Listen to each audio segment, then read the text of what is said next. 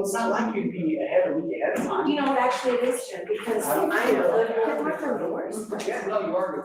I've actually got a little pin that says exempt. Oh, They give that to everybody in the Bible. Me and Amy are the only board members ever to have names are like Charles. I don't think so. And the same birthday. Same birthday, yeah. And our names That right. confused me when Yeah. she got it wrong, and I was like, Oh, wait, wait. I did that. See, I got the birthday right, I just got the meeting. I thought projects going on his birthday. She was right. I was the one. All right, well, I have five old ones. So you can go and call order and you rise for the pledge. I pledge allegiance to the flag of the United States of America and to the republic for which it stands, one nation, under God, indivisible, with liberty and justice for all.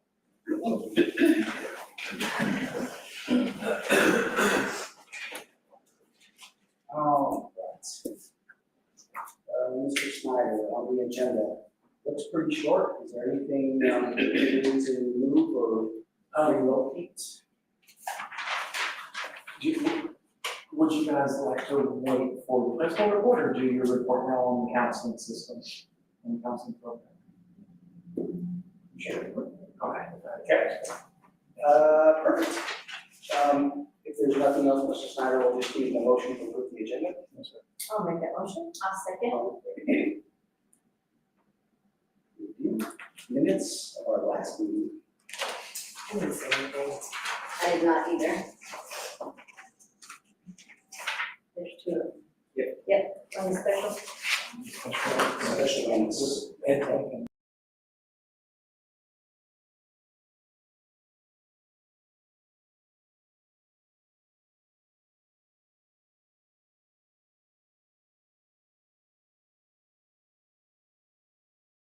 On October 7th, 2024.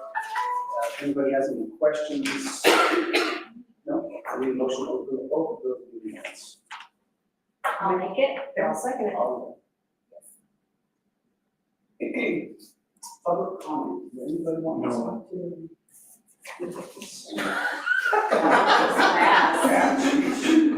What if I get to do my principal's report at that time?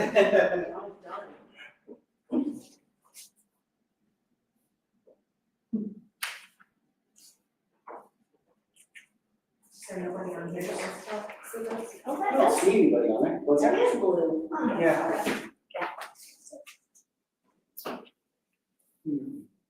How do we tell? There, it Right, should. in the corner, there's Yeah, nobody. There's no one here.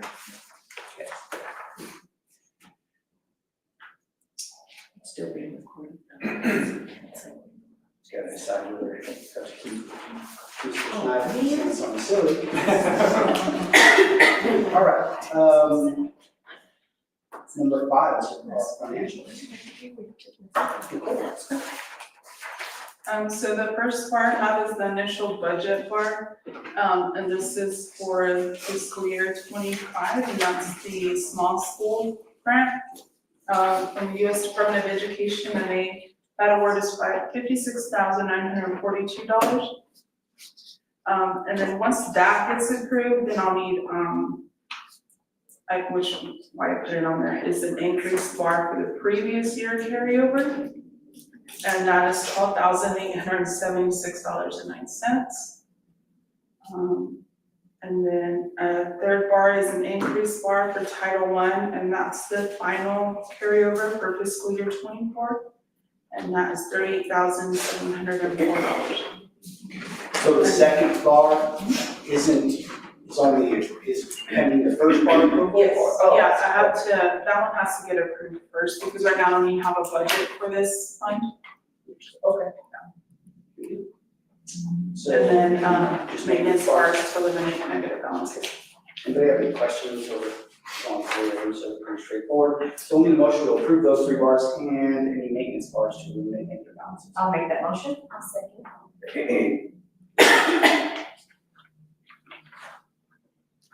Okay, Our next pages, are the school taxes, the revenue from operationals in the first column, the middle column is the SB 9, and then debt services is on the right side. And then the page behind that is ed tech debt service.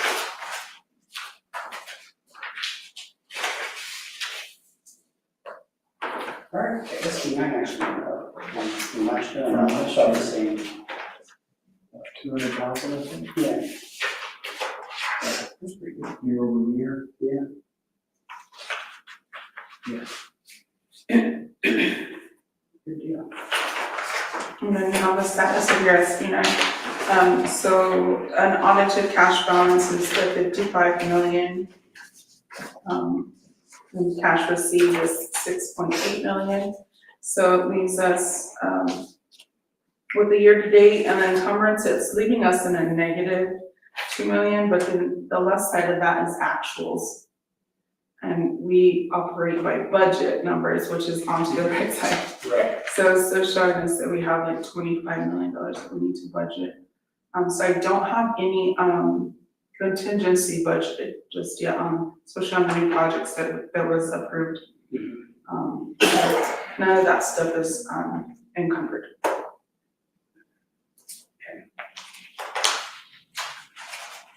So you've probably explained this 1,000 times over here. Can you just explain the negative balance, like what, in other words, I don't. So this is the actual cash that is in the bank. Right. So we have an unaudited cash balance of that 55.2 million. And then we received in SB 9 the 6.8. So the total is 62 million is what we have actual cash in SB 9. And of that, we've spent 5 million of it. And then we have 59.2 encumbered. Oh, never mind. Yeah, I so, understand. and that's why it's living us in the negative. Right. But if we go over to the right side of it, that's the budget part, and that's what we operate in, is the budget. Okay. Last again, though. Yeah, I'm sure, I know. It is. And It makes sense then, when you explain it. Slowly. then we have the bottom portion is the status of the bond. And again, we only have like 1.6 million, encumbered there, so I haven't. Yeah, I don't have all the contingency, Okay. but everything else is fully, the actual projects are. Of course, we have the ones that we still need to do for bid, the ones that are coming up. Coming up. Yeah. Okay. Good. The next pages are your fund balances for each fund for the end of September.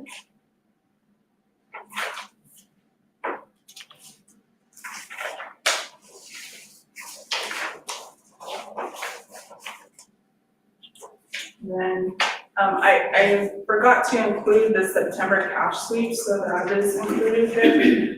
We did for the month of September, 585,894, and it was divided into those funds. That's the dollar amount, all the way to the right side, that's how much was deposited in each fund. So we're still getting like $310,000 a month, around 300 a month in SB 9. Very good. And so for the month of October, I took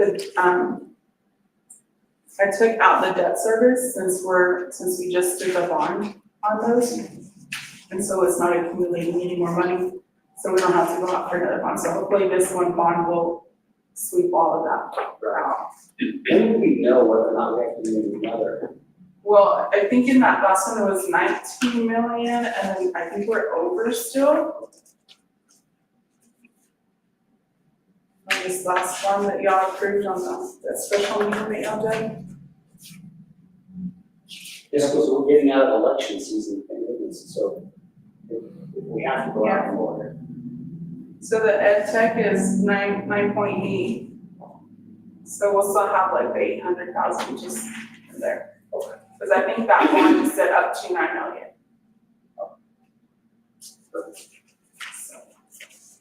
But those are the funds that where they got deposited out for October. And then you have your checking accounts, the activity and the cash flow statement and the interfund operational checking. And we did receive that CES scholarship again this year. So, For what? for the CES scholarship, you know, that I get every year from the president of CES. So we got it again this year.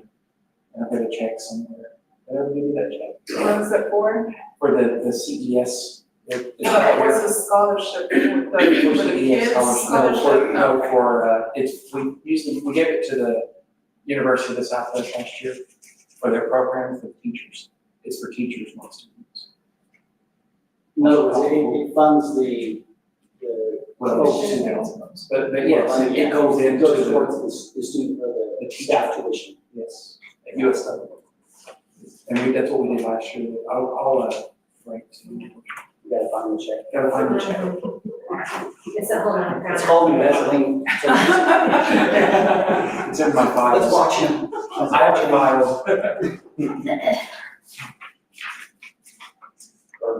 Sorry, I just saw And then that. I do have, the auditors that will be here on Wednesday, they'll be here on site. We do have an entrance interview at 1. I do have a committee set up, but if you guys are available and like to attend, you're welcome to. It's at 1 on Wednesday. This Wednesday. I'm on the committee, so. He's excited to see you, Jamie. I know he is. Another trash talk again. Where's he from? He's from Texas, but he's an Ohio State fan. Very nice. He's our auditor, so, you know. Well, y'all better have your stuff together.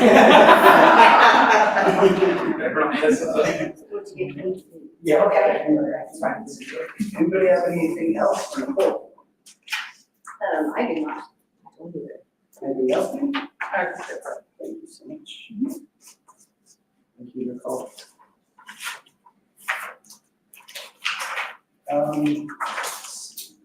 Just quick, the bills list. Nothing.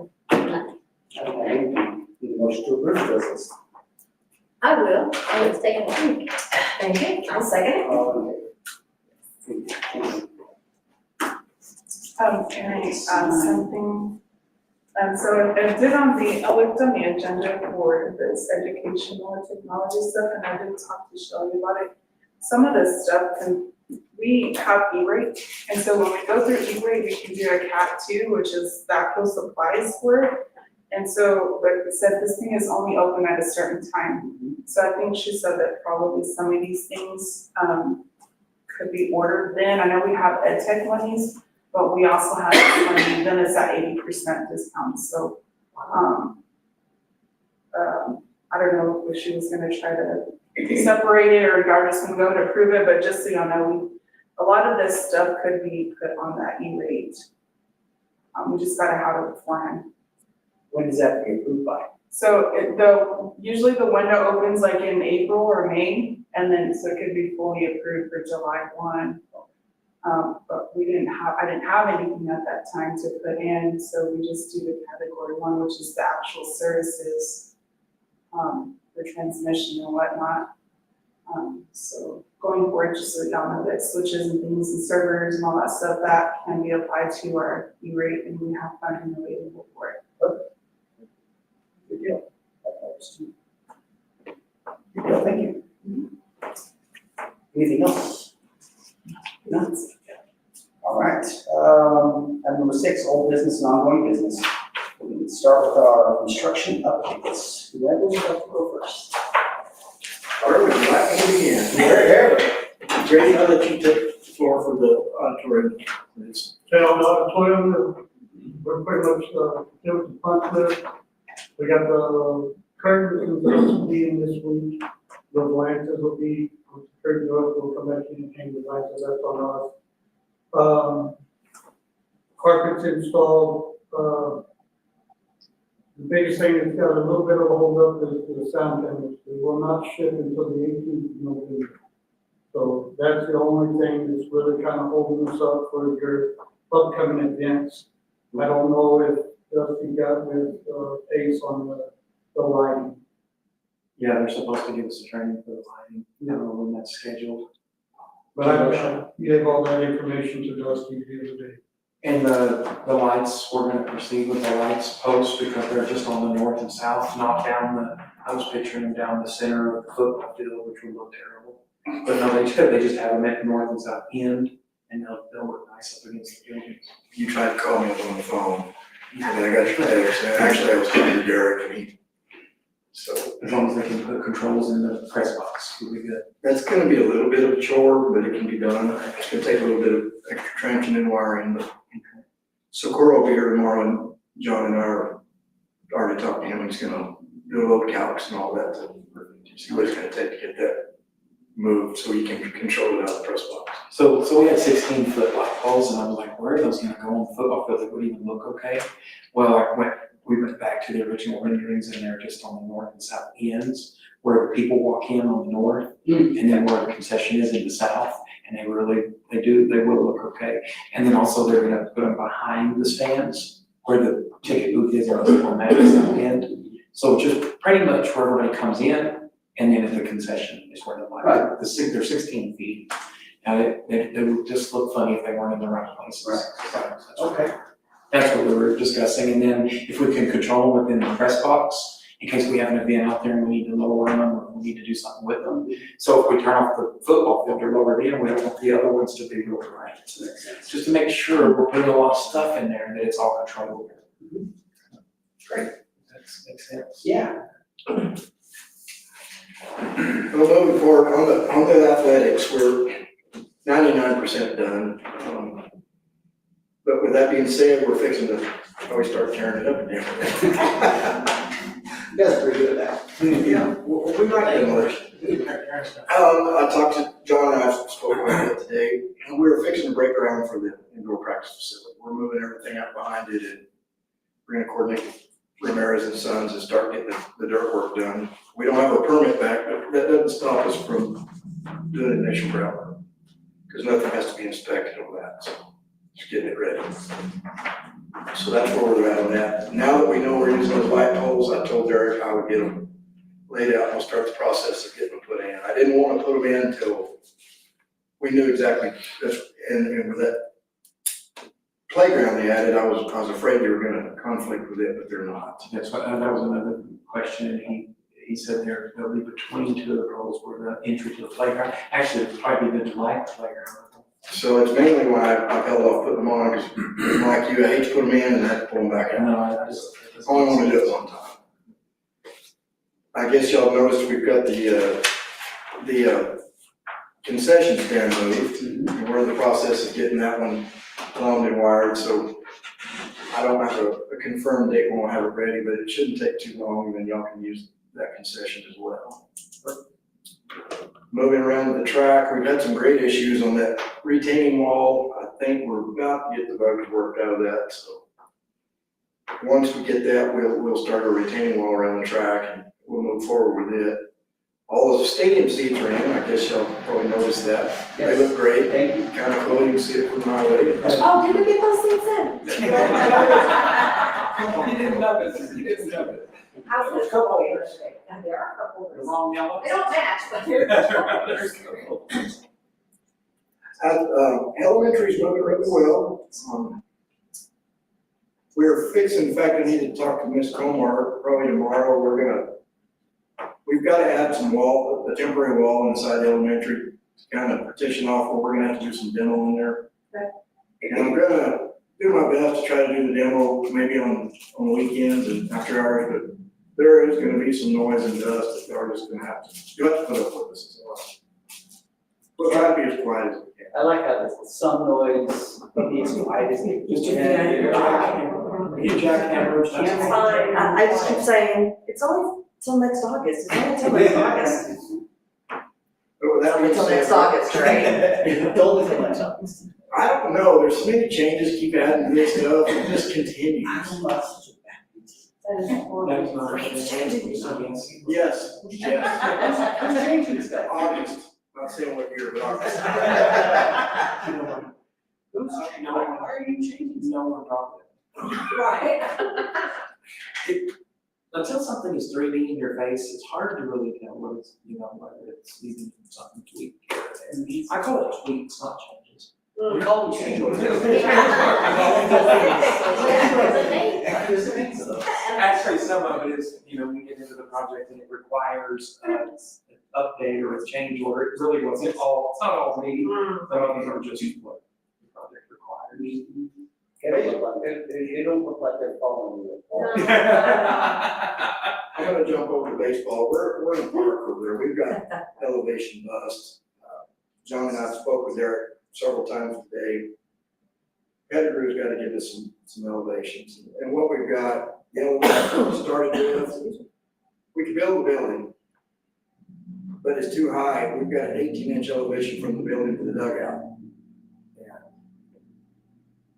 If we lower the building, the way they've got the parking lot draining out on the street, I think it's gonna be reversed, the street will drain into the parking lot. So until we get that nailed down, we've got that in park. It's at a critical point where it caused some flooding. Right. And after seeing that one rainstorm we had here, we want to get it right. So, Even Roswell. oh yeah, I went through there this morning, mess. Back to the junior high, I know it doesn't look like much going on, but we're still in below ground. It's coming up, and I promise you, you're getting ready to pour some stem walls, and then it'll be forward. So everything's moving really well. We ran into a couple of snags on the junior high that's typical when you're tying buildings together, but it's nothing that's can't work out. So And y'all do have the drainage on the football field, iron out on the, because that pipe just goes straight into nothing right now, which would explain why. well, I located the platform, and I'm not the civil engineer, so I don't know what they're gonna do, but the pipe is plenty high. I mean, I don't know what they're gonna do. I still put that on the fast track. They really need to, because, I mean, we're going into a season, we're probably not gonna get a whole lot more rain, but you never know, but if, we certainly don't wanna keep messing that field. No, So if they can get their civil team to figure out how to get that pipe, I don't know what they're gonna do, honestly. so the drain on the football field just cuts off, and that last rain, we can attribute part of that flooding to the fact that wasn't shooting out anywhere. It was just filling up that area where the pipe is and everything. It's 12-inch pipe too. And it was just filling it up and coming back up on the field and causing that infill to wash down the street. So that's why it's pretty time sensitive. You don't think we'll get rain, but Well, and if once I, again, look at Roswell. as violent as that storm was, as much rain you had, even if it was connected and draining, I'm not certain that it would have alleviated some of it. I would have drained off faster. Yeah. That's about all I think. Well, we do have the welding booths. Good. Probably not hooking them across the street. And junior high, how's the foundation going? It's going well. Like I said, we're still down in the ground. Looks like a little ant farm over there if you go down and look down in it. But once we start pouring all those stem walls, then we can get the floor put in, and you'll see a lot more progress then. It's all below ground right now. There's a lot going on, but you just can't see it. So since RJ's not here, are we certain Park Hill is on that draining Yes. situation, or do we need to do anything about it? The draining actually belongs to AK Sales. Oh, okay. At some point, our work meshes with theirs. When I did the demo to start that athletics, there was a spillway coming out in the middle of the field, and on my plan, it says just to chop it off. And that's what it did. Me being in construction long enough, I was like, hey, wait a minute, what is that? It's draining the field. I said, y'all need to address this. Park Hill Citizen ours is AK's. Okay. But AK is, I think, has asked for assistance from your civil team to figure out water was gonna be dumped in some retainage ponds, but the new indoor facility, the retainage ponds went away, then they thought they would dump it in the alley, but I don't think you can do that. I don't really think the city wants that much water going. I don't know what they're gonna do with it. They might. That's a But Parkville's aware and Because in case it says. As well. As far as I know, they should be talking and they'll come up with a plan to, what they're gonna do to divert that water. Since it is time sensitive, we'll leave it in the ALC meetings as a top, priority, so that way, once a week with us. Yes. But I think I've covered all the bases. Anybody got any questions or concerns? Do junior high, you think will start to go skyward here pretty quick, or? Yeah, let me, in fact, I got an email today, I haven't read it, it was the steel schedule. When the steel starts coming in, we typically set steel at Florida. I think there's certain pieces of steel that go below grade, so that is one of the toughest jobs. I've been doing this a long time, that is one of the toughest foundations I've ever seen. And it's a head scratcher. Gotta go look at it. He did Yeah, say twice already, that it's still not going up. It's wild. It's got like 203 step up and downs in the foot. He said, you asked and he asked. Yeah. Well, that's, I mean, the steel. Not sure yet. Already out there. That's a lot of steel. I think the steel. Hey, that's, pay attention. What's that?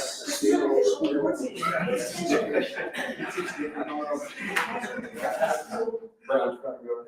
Brian, we're gonna use Brian's yard. That's what I was thinking. Probably. I mean, I'm pretty sure. I'll send it to y'all. He's- I'll run it to y'all. Right in his contract. We'll put it in. Well, I'm gonna broker a deal for Brian. He said he'd sell that house to me for $1 million, and I'll take $1.5 million for it. All right, anybody have any questions? Yeah, how's the junior high, coming along? I heard an echo in here. We're not listening. No, you're not listening to him, he said it 2 times. You know what, Like the steel going up. Renee, are you here? Cause I'm fixing to leave. Are you here? Yeah. Gee. You don't have to complain this one. I believe I've got you caught up on progress. Y'all have any questions? I don't think so. Thank you guys so much. Yeah. Appreciate you guys. Appreciate what you're doing. Thanks for the seats. They're good. And I will listen, just so you know. And on the design side, they're still working on, we're getting a zone variance on 28 for the setback on the new building for the bus barn. So that hasn't been out to bid yet, so they're still working on the final touches on the design. And then after they do that, we're going to put it out for bid in November, first part of November, after that board meeting, after that city council meeting on October 28th. Just to get that zoning variance on it. The other one, so that we're looking at maybe a possible family addition, family rooms, eating, like when you feed teams and all that, on the west side of the gym. So that will affect the courtyard just a little bit where the ticket booth is, where the ticket booth is, and there's a few trees behind the concession. That's the high school gym. Yes. So that right there would I know, I was be, like, that right there, they're still looking at the very initial design, trying to get an estimation of cost. But in the meantime, we really don't want to put a whole lot of lighting and pavers, and that's why that area may kind of stay a little bit, up against the building a little bit. Because we don't want to put all that in and rip it back out and put it back, it doesn't make sense. That's the part we don't want to, that's the part that we don't know, that's a big question mark over there. So, We only do it one time, because if we put it in, they'll change design, they'll pull it back out. It's right. cost agree. I do have a couple more things to add. Press box. We are concentrated in that press box because it's critical that we get that done with all the wiring that runs the school board. School board is operational. Yes. Looks great. That's great, yes. And then John just gave me the notice to proceed to demo that house where the bus barn's going. And Awesome. I've contacted our demo sub, so that'll be in the works pretty quick. We've had to run 3 different people out there so far. So, vagrants, I guess, I don't know what they're doing over there, but squatters, yeah. Well, I do have an arsonist working for me, we can burn it down. Yes. We'll use it for the bonfire. Yeah, because I missed last meeting, and I was like, high school gym edition. And this meeting, they built a two-story thing over there. You haven't seen those issues? Well, okay, I Be back on something. And so we're looking at like vacuums in the back of that gym, in the elementary, and a drink fountain. And then the possible area back there, it's already under this building, but it's just old, like the old boiler room. It's almost as big as this room and nothing in there really. And so we were looking at athletic trainer area and then bathrooms for the elementary playground with the drinking fountains and stuff. So, I think it's needed attention. Yeah. Okay, anything else? I believe we've covered it. Thank you so much. I was really listening, I promise. I know you were, and I don't mind you asking me twice, I have to ask twice. Thank you guys so much. I appreciate it. We'll see you tomorrow. Get some Zia signs come like that. We've got that discussed already. Perfect. All right. Let me imagine.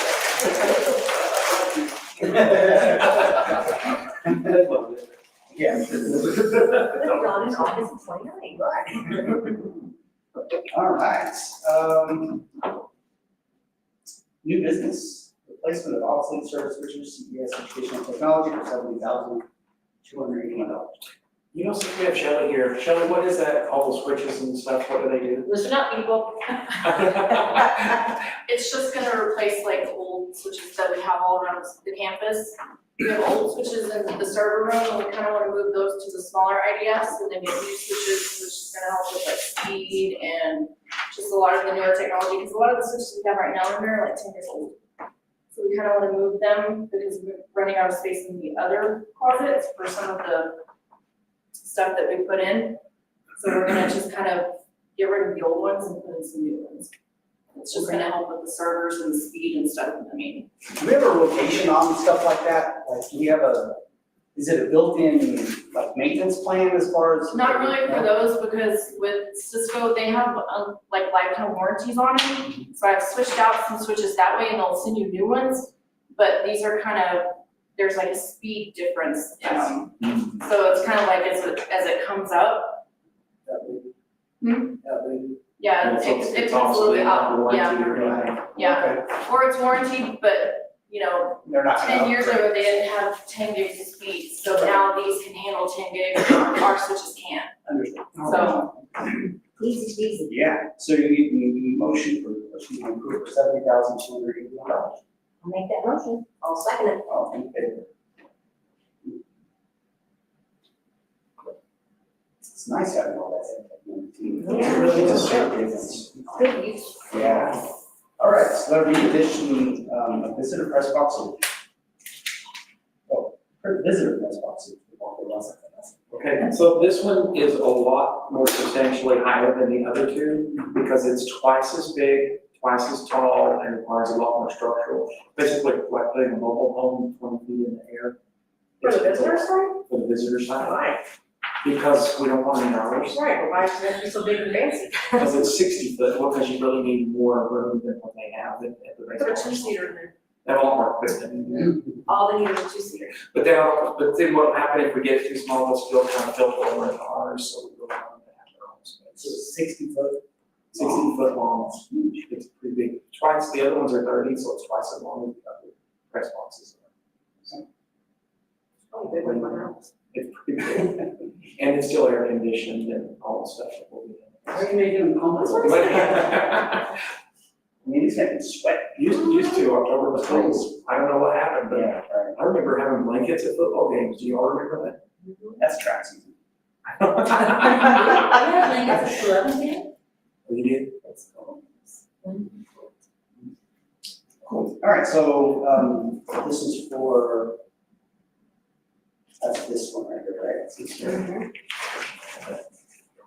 Size backwards, maybe. It's twice as big as the other ones.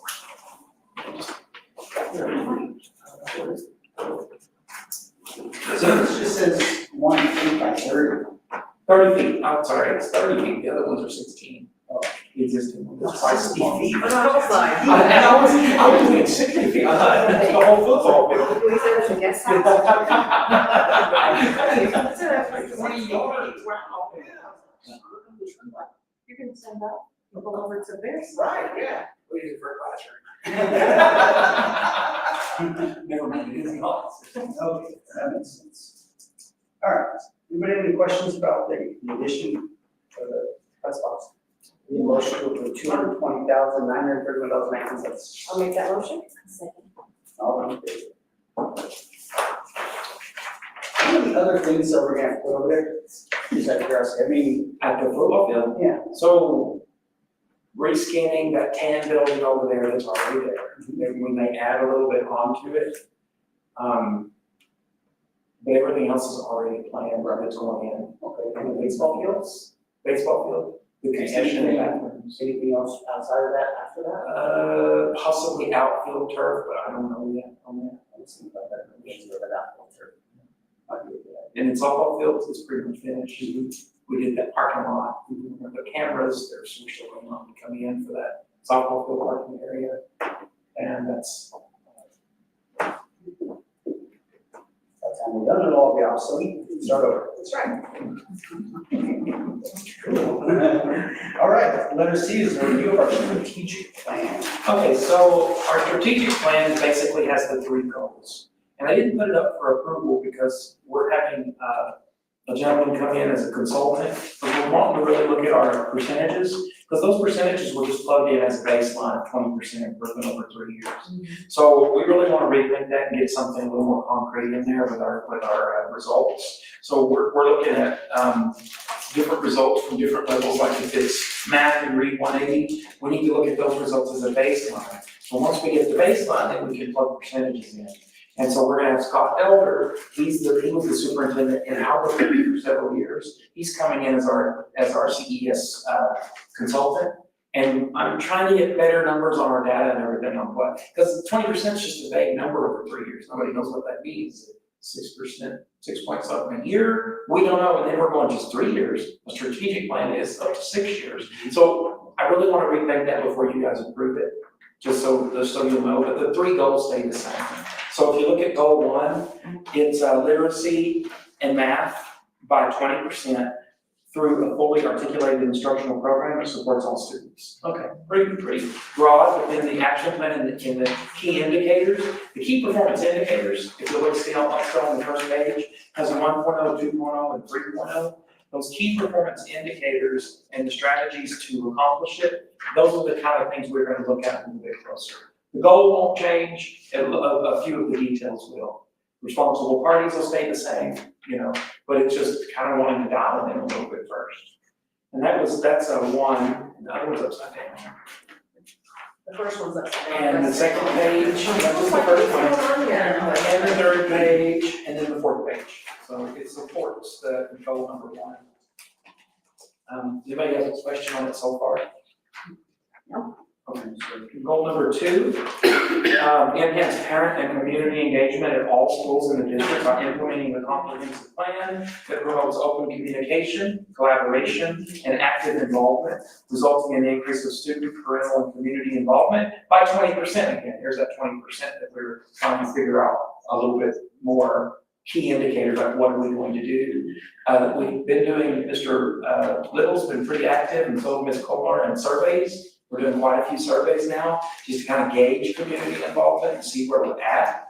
And in my report, I also have a few of the agendas that we've been doing, and one of them is the community engagement activities. And so we're trying things like that to really bolster those numbers on community involvement.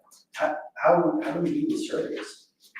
The surveys, so they're going out to students, and some of them are going out through the web. They'll go up with a website whenever it's for everybody else on Facebook. We did one with the students using what do you call it, a little square QR code. Oh, okay. And then they go to Hollywood. And then Mr. Richards sent one out specifically to all students. He'll talk about it in a minute, using the parent square. Okay. And Parent Square goes out to all the parents instantly, so that's good too. Everybody sees it. It's not just Facebook, or it's not just any one way. And we put it on Facebook too, but it's just instant. On Parent Square.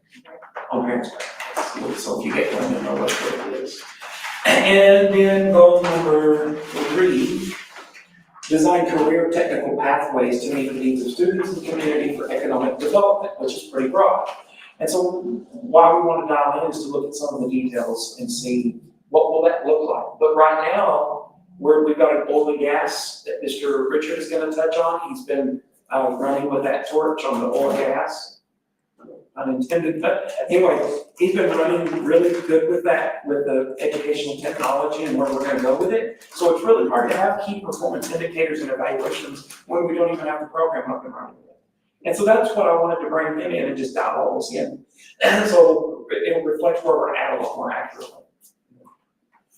Those are basically in a nutshell the three goals of the strategic plan. And the strategic plan, that's the initial, that's what came up. That's how you guys came up with the goals then. So there's the improved proficiency, improved communication, interaction with the public, and then, career tech. Yes, those are the 3 main things that we put in it. And community involvement should be the goal of any school, other than, should be. Are they getting out there trying to, or any public organization, in my opinion, whether it's, whoever it is, you know. They need to get out there and make sure their constituents of that organization or the people that use it at least have say so, or an opinion about something. Get out there and see what people think. Are they gonna ever present,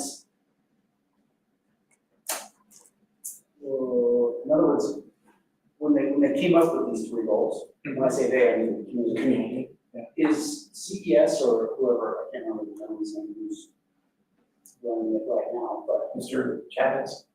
Right, is he gonna come back down to give us, well, I was under the impression that the board, that they were gonna keep us involved through the project. Mhm. Or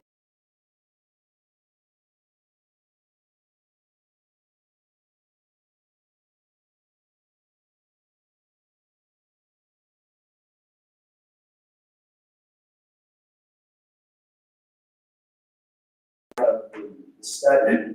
They will, and they will anytime that we think that they should. I'm just saying, if y'all are like, we want to, you know, then we can. Yeah, I understand, I knew they were doing the data collection and all that stuff, They're still working on that. and that's what they came up with the goal. The goals, is that right? No, those were kind of a collaboration between the community meeting that we had That. and CES is now collecting data for us on just the academic portion mainly. So the community involvement and the ed tech, or not ed tech, but C-Tech really will come in later. But the main part is the math and reading and the goals, the first goals, that's the core of it really. And that's what CES is the most heavily involved in right now. But any data collection and what we're using, that's what we're going over, is what are good ways to do these things, like community involvement and collecting data and stuff like this. Anything else? Anybody have any questions about that? So when we dial on it, you'll see another copy to approve of the board. At the board meeting. Okay. When do they have? Probably by next month. Oh, that's fast. Okay. Cool. Item number 8, is there anything that the board would like to be considered for next month's agenda? Oh, is it just for the agenda? Or, I have something I would like to address. okay, It seems like a lot of the senior parent meeting type of things, that are held after school hours, and also now this Powder Puff game and the meet and greet the athletes, it's always on a Wednesday night. And I realize it's because, you know, sports is king. But that really, I remember when it used to be, we didn't schedule anything on Wednesday nights because people went to church. And that has seemed to go totally backwards now. I've had to miss church a couple of times to be at school things that, in my opinion, they don't have to be on a Wednesday night. I know, God forbid, we give up any other day of the week to do something like that, but I don't know, Well, we definitely have that as our pretty much a rule that we have tried to figure out with scheduling this year. However, when we schedule next year, I think we'll have our feet on the ground a lot better and realize that that's more community, a community priority, you know what I mean? So that's Should be. high school scheduling, we need to, we can work on that. Is it because there's so much that happens Yes. on the other days of the week? Yeah, we've had all There's kinds one, this is Little, is it okay if I say something? Yes. Like this week, Wednesday night again, the Powder Puff game, and the reason being is Which because my kids were excited to go to, but now they can't. it's a unit week, so the kids wanted that stuff during the unit week. But problem is, we have volleyball games on Tuesday night at Hagerman, Thursday night at Tatum, the football game is Friday night. Right. Monday night just doesn't work, never works, that's 5 days before the game, so really. And so when I talked to Mr. Schneider, I said, you think it'd be okay if we didn't start until 7:30, because we figured by then, kids would be out of church if they. Yeah, not all. Oh, Not the church about, we don't even start till 7. okay. I mean, that's typical though, it's been happening for a while, so. But, we'll work on, you're talking about high school, like senior class meetings and stuff? There's been Are they on two, Wednesdays they've too? been on Wednesday nights, and in this church. I don't do the senior bash Oh, stuff, I'm not involved in it this year. But yeah, the senior meeting, when we had to, it was a good meeting, I just wish it could have been any other day, but Wednesday. We won't schedule those on Wednesday. I just wanted to explain this week because. Yeah, no, I get it, thank you, I appreciate that. Yeah. No, but we'll work on that on scheduling with the high school and make sure that almost like very last resort, very, very last resort. And like, what I really appreciate is when the school board has to have some sort of a special meeting, and it has to be on a Wednesday, we do it early enough That way you can start at 7. to where I can still, even if I'm maybe a Right. few minutes late, I do teach a class that, What time do you usually get out? not till after 8. After 8? Okay, so.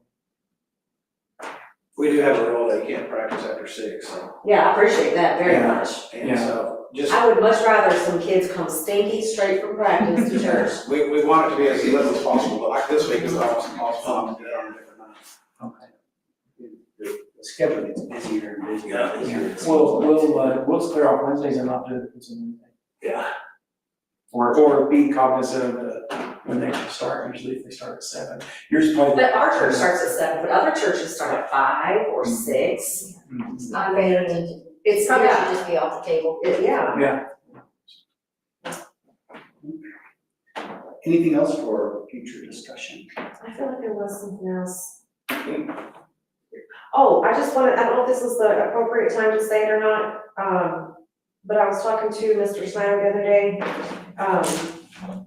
My son, my baby son, it's his job to defend who he deems defenseless or something, I don't know, bless his baby heart. He's got noble actions or intentions, I think, but he had to go to Friday school.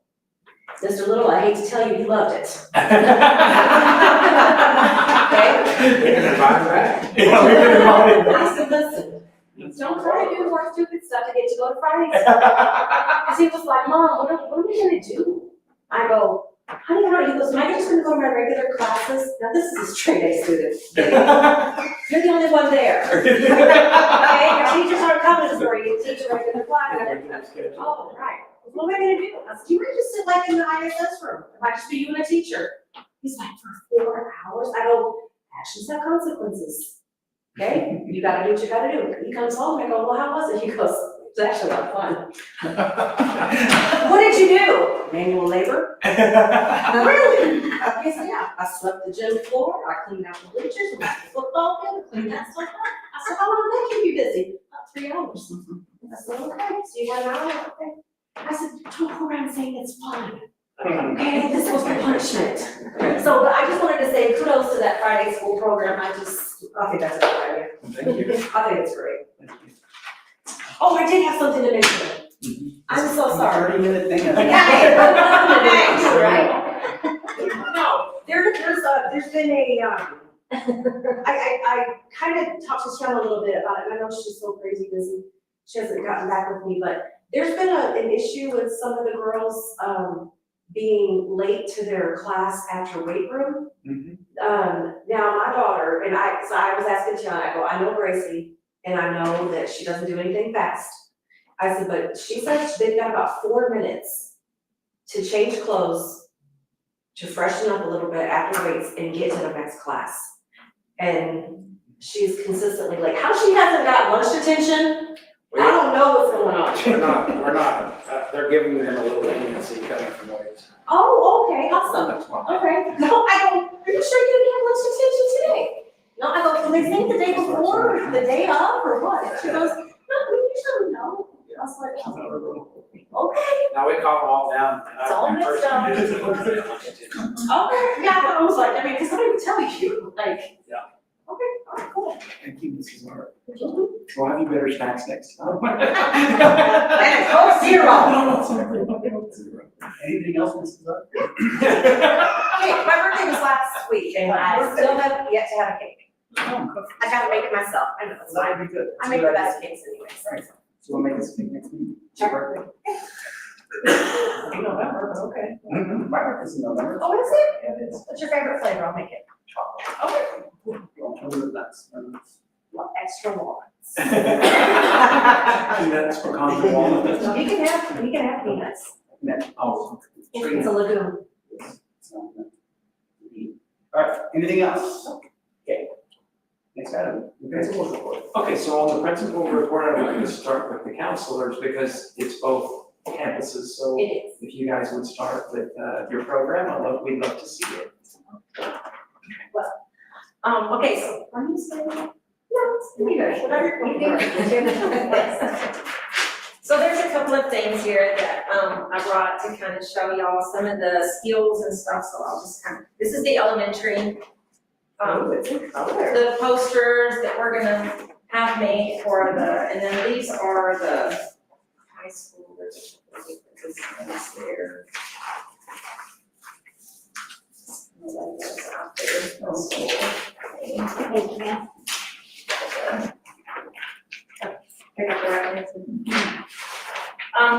Okay, so the name of our program is called With Wayfinder. So it is an online program. We have currently gotten all students from kindergarten through 12th grade are enrolled in the program. We have been able to give the summative assessment to all of 3rd grade through 8th grade, yes. With a few scattered ones, I've got a few 9th graders, a few 10th graders, just haven't been able to get to the high school too much yet. Because it's taken a lot just to get it all done and get it all in, plus the caseload and all the other stuff along with it, but our program, like I said, is called With Wayfinder. I'm gonna let Eric explain a little bit about why we feel like it's necessary and what it really involves. Right. So after COVID, we saw an increase in the need for social emotional, learning from all our kids. So with the help of Ms. Tiana and Ms. Owen, myself, we were researching, trying to find out what curriculum best suited for our kids, that had everything that we needed, everything that what our school, what we stood for, what we wanted, well-rounded, successful kids at the end of the day, whether they're still in school or after school. So after a lot of research, we found this program that had everything that we needed. And Ms. Owen passed out where there's 6 core skills that it emphasizes on. But what we liked about this program is that not only is it K through 12, but it grows. So like if you're doing the kindergartners, they'll be learning self-awareness, but in 1st grade, they'll learn self-awareness, but it's gonna be in a deeper level. So it continues to grow with them. So it's 13 years, right? 13 years of curriculum. So we'll see the kids hopefully grow. Our goal is to have well-rounded individuals and that can be To successful. see them become more self-aware and Yes. through our summative assessment, what we've seen so far, and I'm gonna pull it up here in just a minute and show you. As a school, our overall need is probably agency and self-awareness. Agency being how your voice and how your words affect other people around you, and how they can impact others. That's the biggest need that we're seeing so far with what we tested. With the K through 8 that already took the self-assessment. So the self-assessment, like since I did elementary, the type of questions that were asked for the elementary were, I don't know, what am I trying to say? It is based on their age appropriateness, so it's not like they have the same questions, everything, they have those smiley faces, the sad faces, something that they could comprehend. So they were able to answer these questions as honestly as possible.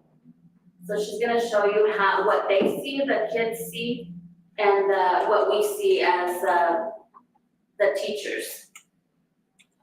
But like she said, self-awareness and agency were what we saw that we scored the lowest. And that was, Is that K-12 or is that just elementary? third through eighth grade, Third through eighth grade. the kids that we have already tested. And did you say you did these individually? Yes, they all have a Chromebook. So like for me, I did them during their social studies time in the afternoons. So I went into their classroom and it was it was just 5 minutes that it took for them to take the test. We haven't tested all of them. Obviously, there were some kids absent and we still need to get some more kids in. But right now, third through eighth grade that we have tested, the lowest that they scored on was the agency and self-awareness. For junior high, it took them a little bit longer, and I can show you an example of the test. I just kind of wanted to walk you through the program. This is what me and Erica see. I can't really show you from a kid's perspective. I mean, some of it I can, but not a whole lot. It's a little bit different. You can see that this is all of our classes. You know, this is where the whole year, kind of where we're at right now. You can see empathy is our highest skill, which was very surprising to us. But agency overall, agency and the self-awareness. These are some of the core lessons. I hope I'm in the right. So those core lessons are, they range from 5 minutes to 30 minutes, depending on what the needs of the students is. And I'm gonna show you this one just because it was one that we kind of looked at. The sixth grade, and I brought the workbooks. You can see each student has a workbook. It's on the computer though. So it's on their Chromebooks. Miss Shelley's already downloaded the app on every Chromebook in the school. So every kid has access to it. And if your student is a Spanish speaker, we can do It Spanish. translates into Spanish with a click of a button. Just a click of a So button. are they doing, is this on their own time that they do these, or is this sort of like you said, you did it social studies for the assessment? I went into the social studies classes for the junior high. Okay. And that's where I've administered the summative assessment. And then in the next few weeks, I will start going in once a month. It's geared to go in once a week. There's just not enough time for us to go into once a week to every class, you know, to every grade level.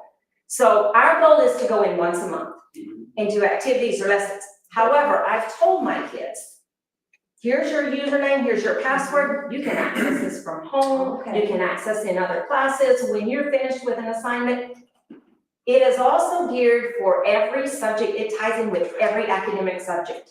So let's say, well, this is a lesson I was going to show you here, you know, so this is from my perspective. That's my lesson guide or my teacher's guide. It's got the slide decks all put together for you to use with your students. My students will see this from their, you know, this is what they're seeing on the computer, which this seems like a really oversized large view, but I don't know how to shrink it. I'm not messing with anything. I like it. If I had assigned anything, the assignments that I had assigned to 7th grade would be there, which I haven't assigned to 7th grade, but I have to 6th grade. And then this is how they would answer those, okay? So, which is showing elementary right there, 3rd grade. So if I wanted to go into, say, 6th grade, you know, and, you know, if they had some. So are there actual due dates? I can put due dates in there. Is this something they're being graded on? I don't know, it's not. This is a, we don't really want to refer to it as a social emotional skill, and she'll explain that here in just a minute why. It's more of a social skills. Yeah. That we're learning social skills. Sure. Okay? But there is an activity library right here that has thousands of activities and lessons that we can go and pick through. Let's say I wanted to do something, my math teachers wanted something, okay? I can click my grade level, what I want, but it's got all kinds of activities that they can pull in and do in their math class. Let's say they're gonna be gone for a day, like the next time I'm in a social studies class, but it's gonna be on a Friday, I believe, and the teacher's gonna be gone. She's like, well, I'm gonna be gone that day. I said, it'll be perfect. I said, just let your son know, I'm coming in, I will be doing the lesson, you know? So it's gonna be something that she don't have to worry about planning something for that day for herself, because I will be in there teaching the lesson over self-awareness, I think is what we're doing in there that day. Actually, that, it's not the 7th grade, but it's the 8th grade, and it's gonna be right along with that. So it's got thousands of lessons. All you have to do, click tier 1, which is full class, tier 2, which is small group, tier 3 is individual. So I've already started pulling tier 3 activities and assignments to do with kids that I'm working with individually, that are struggling with whatever, what they might sense is bullying, you know, it may not really be bullying, but in their eyes, they feel like it is, or just different moods that they're having. Collections is a section where other counselors or teachers have already gone together and they've already put it together so that we don't have to search through all those thousands of different things, and said these are the best activities they have found. It's a 5-minute thing for the beginning of the year. So if we want to just look through collections, if we don't have enough time, we can go through there. We can even build our own collections. Waypoints is what she was talking. This is the beginning of the year assessment. And again, you can see that empathy is our highest and agency is our lowest.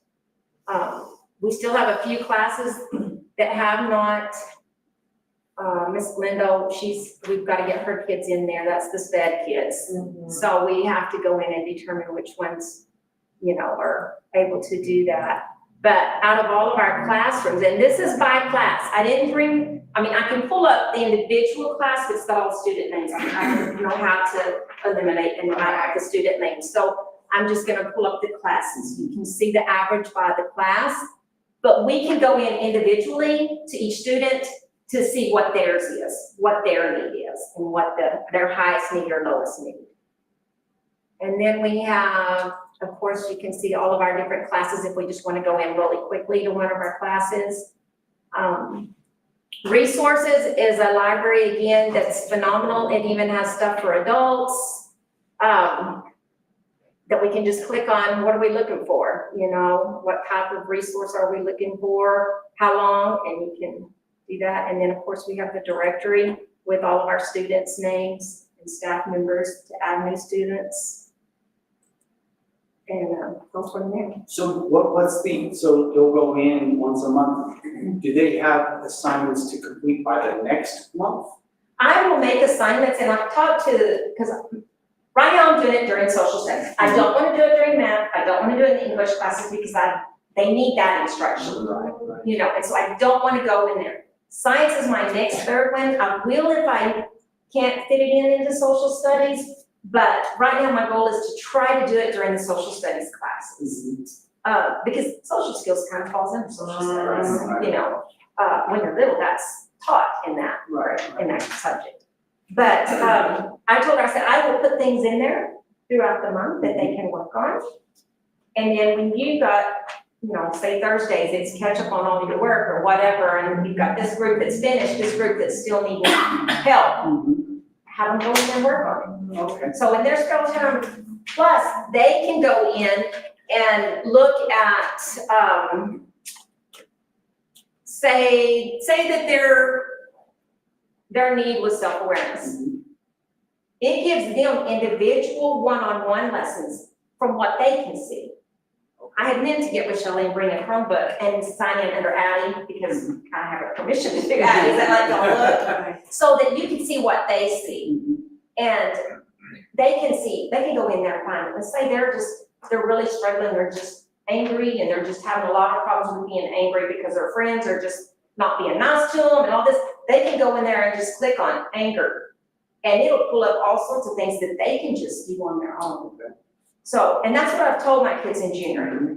You know, so far when I've gone into the class, we've talked about the 6 points, 6 core skills. What they mean, what does that really mean? Because agency, they're like, what's that? You know? And so we talked about what that really, really means. Kind of introduced them to the program, showed them how the computer works, you know, what they see, and how to just kind of mess with it, open them up, look at them, see what they could do, and then how to do the summative assessment. So now when I go, and I made a couple of assignments for the 6th grade, but now when I go back in, we'll start with the activities. And I mean, there's a couple of examples of the lesson plans in those books. You'll see that the lesson plans are step by step. I mean, it's the printed outs. It's gonna be the printed out ones, is the lesson plans. And you'll see that they're step by step, and it gives you everything you need. I mean, it's not like it's gonna take you hours to do. I gotta go prepare these flashcards, and I gotta go do this. It gives you the flashcards, you print them out, and you're ready to go. I mean, other than maybe scissors, glue, colors, and stuff like that we usually have on hand. It's very easy to put together and be ready to go into a classroom. Yeah. And so just kudos to the counselors and to Tiana as well. When we're asked them to come up with a good curriculum for ACL, because we've been needing it, because we do have counselors that talk to the kids, but it really doesn't teach every kid something about social emotional learning. ACL? ACL. Oh, I was like, that's a ACL is a lead. Yeah. It'd be terrible ACL. I forgot about ACL, yeah. So when we're asked them to do that, not only did they do that, but one of my big concerns is I didn't want it pushing the political agenda. Right. Because this is one area that a Thank you political for agenda that. can come into a school. And so they really found this is really a good one. It was. Back to the name of social emotional learning, that's why we want to call it social skills, because we don't want parents to think that we're trying to That's what we don't. do anything like that. But there is a letter that goes out before each chapter that we start. So the parents get a letter stating what we're gonna be doing, what the kids are gonna be learning. So gives them a heads up. I like it. And we love the idea that it has literally a button right up here in the middle of their lessons that you can put it in Spanish or English. So it literally just translates it to Spanish for that kid, because we have a lot of Spanish speakers. You have any other questions? No, man. But it sounds fantastic. We're really excited about it, we really are. So will you do like assessments, there's like beginning, middle, and end, so you. It's beginning of the year and end of the year is required, middle is optional. So we do have it set up to do a middle year. We set it up and I think it's the first day we get back after Christmas break. And Okay, we allow about 2 weeks. right. Good. Good deal. Awesome. I want you all to see that curriculum, to see what. That's pretty. If you ever get a question, you will always see And we're anxious to see what the data shows us. Right, yes. Thank you so much. Thank you. Did they tell you how long you should expect before you see, I guess, improvement or is it like a 1-year expectation or will you see it right away? Everything, all the data that we did read when we were looking at the program said that you could see results very quickly. That we should start seeing results very quickly. And I know the kids that I've already had coming in since I've been in classes and talked to them, I've already been like, oh yeah, we talked about that. That's, so they're always, yes, I've been trying that one. So, it's hitting some of them, and if it hits a few, then it's, yeah. Because we do have a bigger need than what we've ever seen before. And every grade level has we have a paperwork book that they send us, just 1 or 2, but because they have them online. So, but we can run copies or whatever we need. And traditionally, a school district, especially our size, is set up to have one counselor, and that counselor does everything but counsel. Right. They're scheduling, they're doing all kinds of stuff. And so it's really nice that's when we put this team together, I thought it'd be really good to have a curriculum that goes with it, that kind of gives us a direction in the social. We were just talking today, we didn't know how we did it before we had 3, because we still feel like we're like covered up. Well, Thank you guys very It's much. exciting. Thank you, guys. Thank you. Appreciate y'all too. We will give the update, when you guys do your update, we'd like to see you and tell us how it's going. Demonstration. Yeah, that's awesome. And then you guys. Thank you. Bye-bye. Good night. Whoever. The other birds are like that too. I know, I was going I even did that. All right, who's next? You want- rock, paper, scissors. So, Ms. Comer, would you like to go? She's just ready for that Okay, have a lot, but I'm just gonna cover,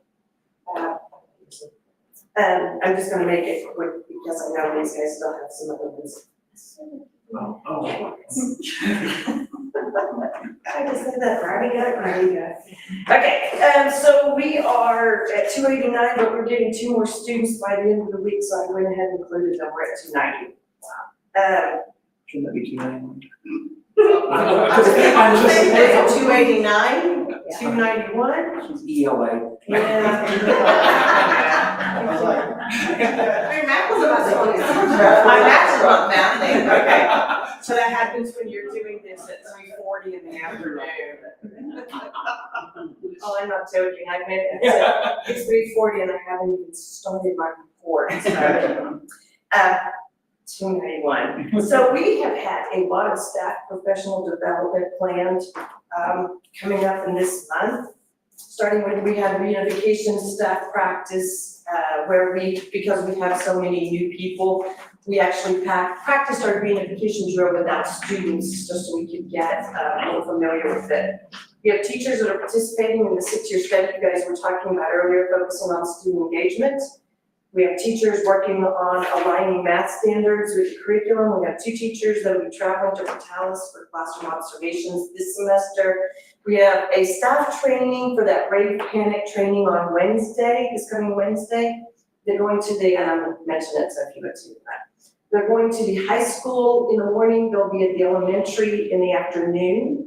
And that Rave Panic button, I believe we had mentioned before, is where, one of our concerns is when there's a lockdown emergency situation, the only place that you could notify anybody was in a. It's an app. And it actually works, you can ask Mr. Snyder. but Yeah, actually, he actually You did. should download it and don't do anything. And don't- He said, Give me a button. he said, don't give me a big red button and tell me not to push it. Here's a big red button. Don't. He did, he actually pushed it. I saw like 2 seconds, I saw a couple weeks. Officer Flores came flying. Less than a minute later, he's already in the door. He knew who pushed the button. Yes, Yes, it'll tell you where the emergency is. where it is. So we're having. Wherever you're at. And my Okay, name.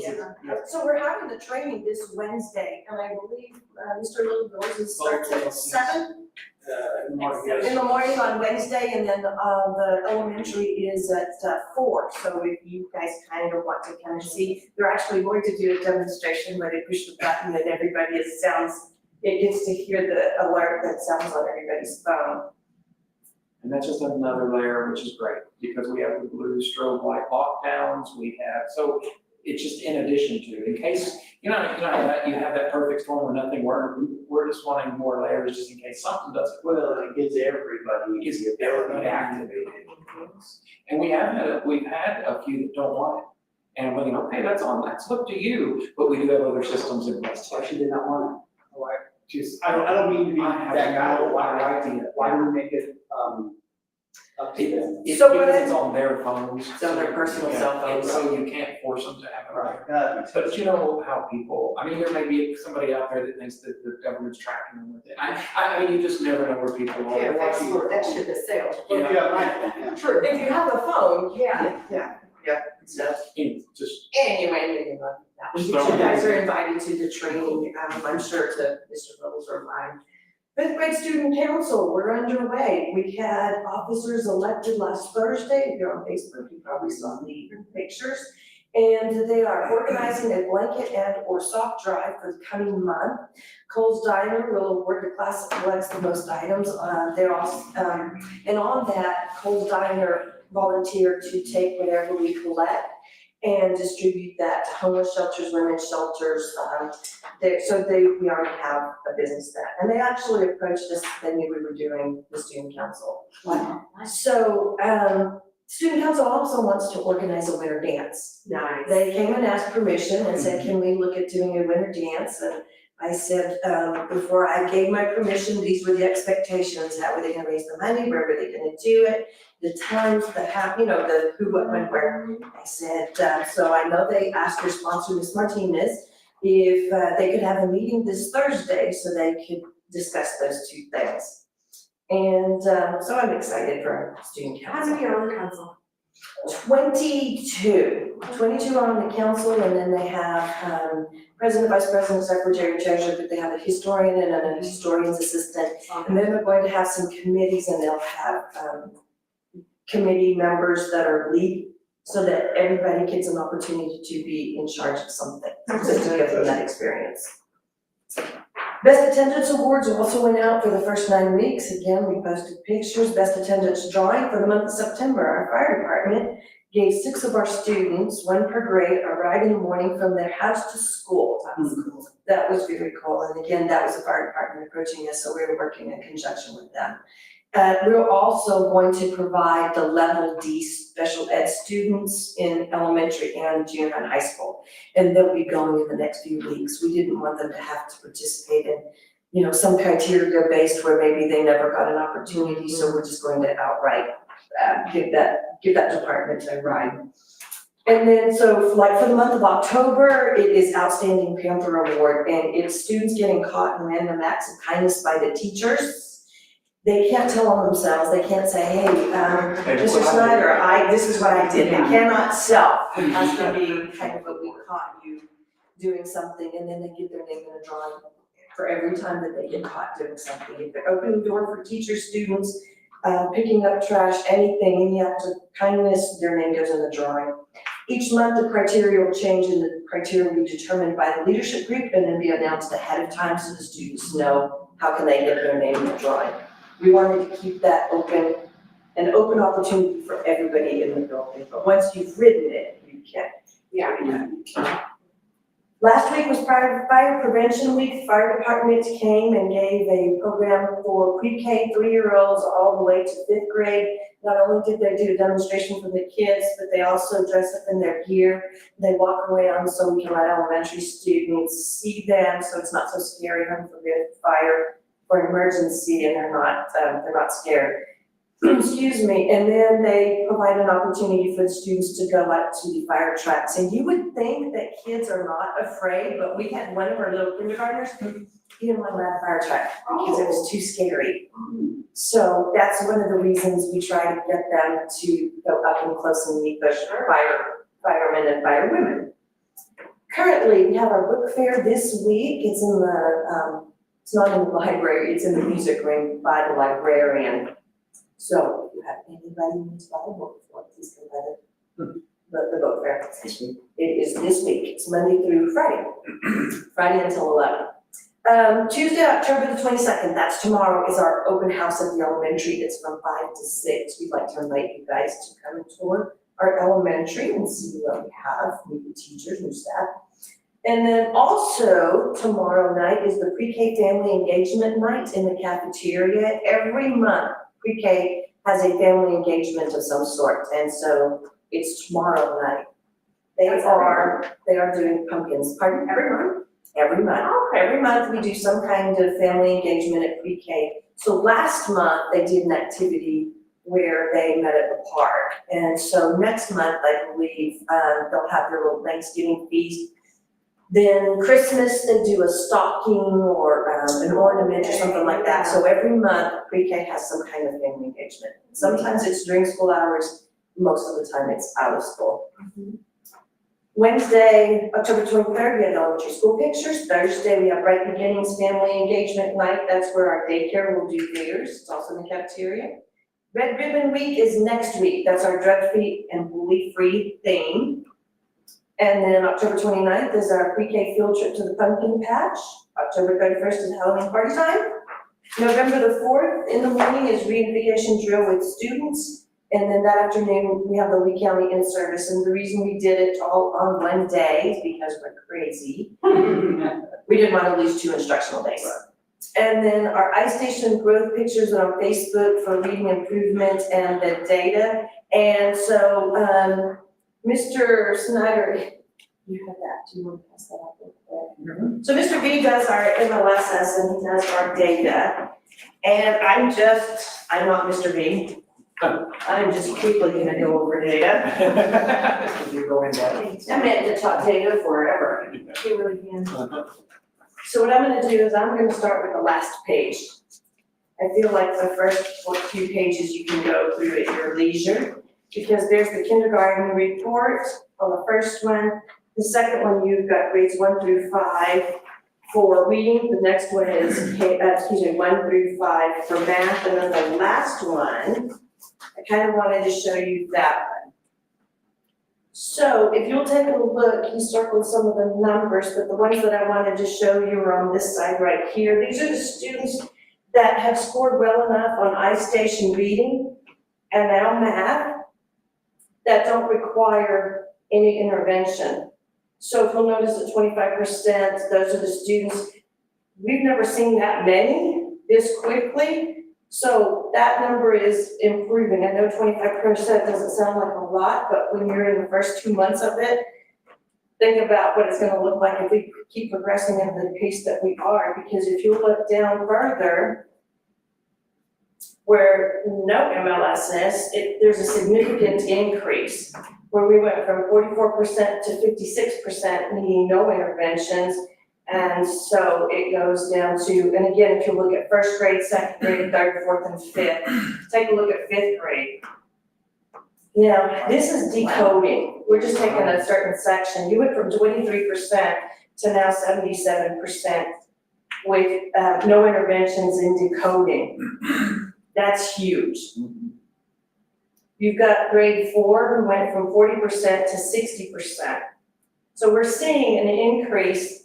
And he took the one skill in decoding just to give you a picture, because decoding is a big part of reading skills. So if you can decode a word, that helps you when you start reading for comprehension, reading for understanding. Decoding is a big thing that we look at. And Mr. B said, if you have any questions when you're looking at this and you don't understand it, email him. And he'd be happy to talk to you about it, but I'm gonna go down to his house. There you go. Did you guys have any questions about this? Like I said, I'm gonna give you time to look at those numbers. Thank you. Thank you so much. You bet.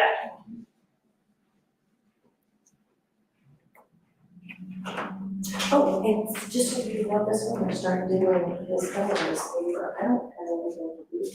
I'm gonna go that way, so I figured I would just stand here and do it and give it to you afterwards. That's fine. Thank you. Mr. Little? All right. I'm gonna be brief. Couple guys here that are gonna talk on my behalf, so. Thank you. And so I try to give you a calendar of events I like that. from now until the next board meeting.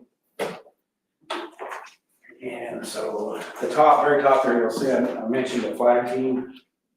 One of the surveys we did, you'll see at on the very last page, was a survey of students at the high school, and it was done with the QR code, basically to ask students the following questions.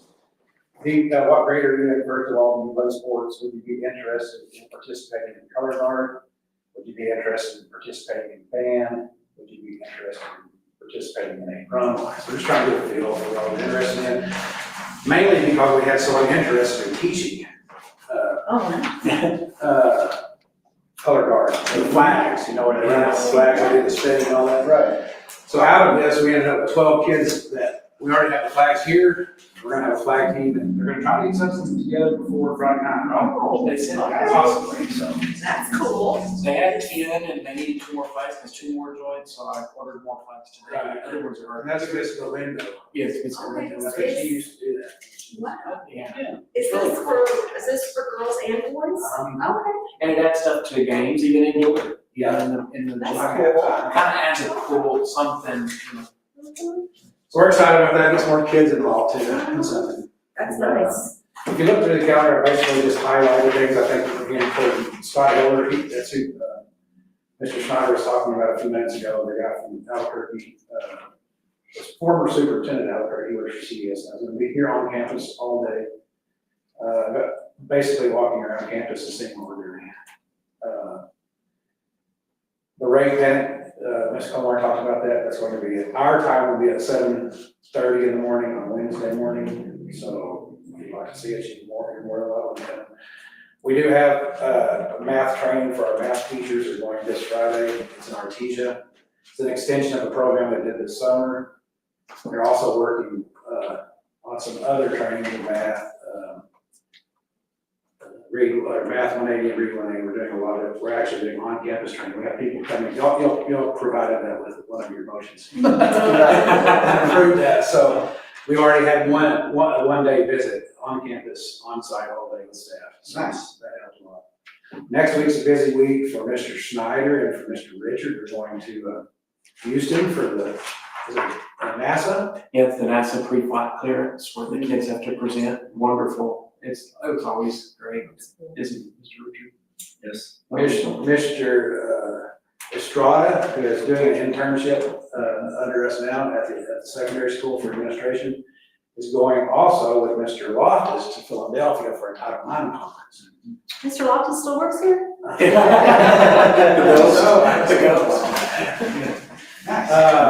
So that'll be on all next week. And so again, you just follow along the second page there. I believe Wednesdays we are actually going to be at NASA, right? Over those reviews at NASA. And then, a lot of that stuff you may not be interested in, but it does have the games on there if you want to go to a game. ASVAB test is on there for juniors. School plan, attendance plan is due October 31st. Sure y'all don't care about that. It's important for Ms. Omar now. The reunification drill, Monday, November the 4th, 8:30 in the morning, when we start that. That's going to be live with students. Again, we release it noon because there is an in-service that afternoon. Scope and sequence team meeting. This is a meeting of, we have actually one math teacher from junior high, one English teacher from the junior high, and I believe one from the elementary, both. They're going to Mr. Loftus to Hobbs, and they're working with CES. And what we're trying to do there is create a curriculum sequence where, grade 1 teaches this, grade 2 teaches this, grade 3 teaches this, grade 4 teaches this. We're not teaching things on top of each other. And we're going to do it, even down to calendar specific, grade 2, first month, grade, second month, we want to cover this, we want to cover this, we want to cover this. So we're doing it K through 12. And it's not just us, there's 3 or 4 other districts involved in that development, they're developing that curriculum or the sequence. We actually have 3 going. It's one downstairs, 2 upstairs, 1 ELA and 1 math. And that's really something. We don't want a boilerplate, but then we don't want to have to reinvent the wheel on it. So we're going in with other districts, which helps us. That makes And sense. that'd be handy, like we get a kid from those districts, they should be about where we're at. Yes. Very good. And then if you go on, we're gonna have a Veterans Day Assembly, oops, we're gonna jump a page. No. Okay, so November 11th, we have a Veterans Day Assembly. And this is something neat, I think you guys are going to like, we're gonna actually have a high school academic team.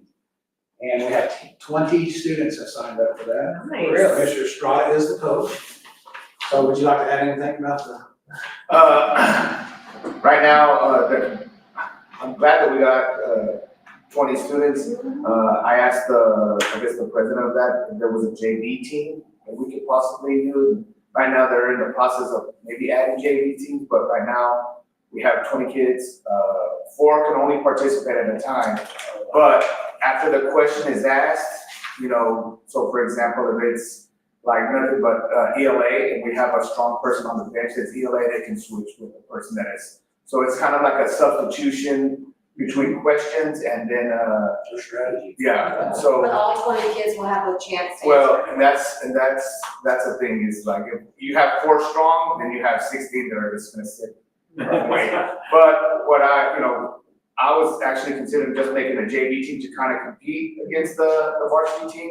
So that, because most of the varsity team are seniors, so once they graduate, it's kind of like any like athletics, next man up and, try to carry on the torch for the job to do. So is that like the Math Science Bowl that Yes, they used to have? Okay, so, but it's got everything. yeah, it's not just math and Yeah. science, so back when I was on one of the teams and we did the Math Science Bowl, our teacher had, like a practice, so is it like the buzzer system where you push the buzzer and It's then actually gonna be on a Zoom, and, where they raise their hand, first person to raise their hand gets the The first 3, and then there's 1 line, the last one's 1. Yeah, well, no, I'm talking about when, during the competition, so when we're doing the Zoom, the presenter will ask a question, the moderator will ask a question, first one that raised their hand, that had 10, 5 seconds to answer. If they get it correct, it's 10 points, if they get it incorrect, it's, you get a deduction of 5 points. So, So the shop teacher built a little contraption. So you push the buzzer and then that's how we practiced before we actually went to the Math Science Bowl at the JC. Oh, cool. Now, you're gonna see also that, that day we have an high-powered junior high girls meeting. That's, I've talked about that in here before, that's where Senator Kern came, talked to the girls. We have a CIA meeting, which is our new, Community involvement. activity committee. You can see, you can see the notes we took at the last meeting, and it was really good. I mean, there's a lot of things I hadn't thought about. And this is an example of the agenda. So, we're running that agenda with Mr. Little, and then I'm helping with that one time. Just an example of what it looks like. Shelley helped us with our logo there. And so we're gonna meet again, once a month, and then we're going to quarterly. It's on here, I think it's the 13th. November 13th. Wednesday, November the 6th, we have, I think I missed it a minute ago, because I was gonna talk about it before I got to the competition. The one, that's gonna be on, was it the 13th? 13th. That is a Lee County RC, right, competition? Yes, to the RNC. But New Mexico, a person that's coming from New Mexico State is going to actually do a presentation on quiz bowl, and they're gonna put students on the stage. We're hoping that team's trained enough before November 6th, that they can get up on the stage and present it in front of all students in the school. And they're gonna talk about the New Mexico State quiz bowl, which is the state thing. We're gonna try to get involved in that with that same academic team, so. Good luck. That's cool. We're trying to It's get nice to some- see that back. Yeah, The students competitions going. participating in that. And so anyway, you guys can look through that, but, let's see, the next board meeting is November the 18th. That day, Math and Read 180, they sent a guy in to talk to Ms. Coleman and talk a little bit of that with us, not a lot, because we hadn't at that time done enough with it to show us a whole lot. But they're gonna come on that day and do a presentation for us at 2 to 3 p.m. But they're also coming to the board that night with petition from California. He's gonna actually present our numbers that we're getting and what our program is looking like right now. We spent a lot of money on that. Right. Yes. Mr. Schneider had talked about the strategic plan, and so we have to report, do a quarterly report. So I just typed up, or I included a quarterly report on here, and basically what we've done as far as the strategic goal 1 is improve students' literacy and mathematics proficiency by 20% over the next 3 academic years through fully articulated instructional program that supports all students. I put the action plans in there, and then basically what we've done is beginning of year MAPS testing. We're going to do a middle of year MAPS testing. In-service training provided for all staff at the beginning of the year, or analyzing MAPS outcomes and RED scores.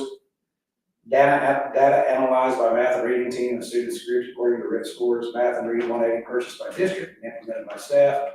Training provided on math and reading 180 prior to the start of the school year, and on-campus training by HMH.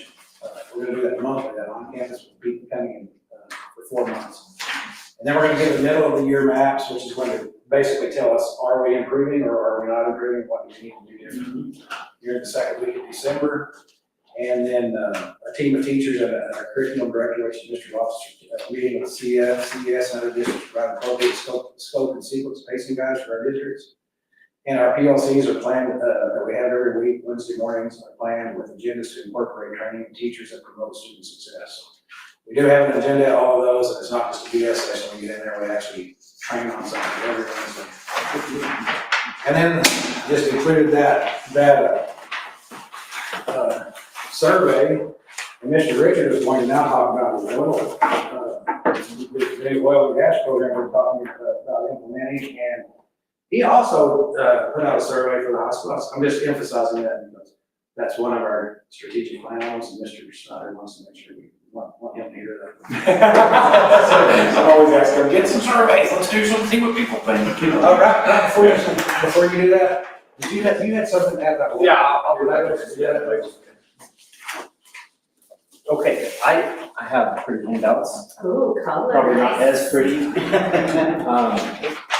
As the counselors, Mr. Snyder's asked me to look into,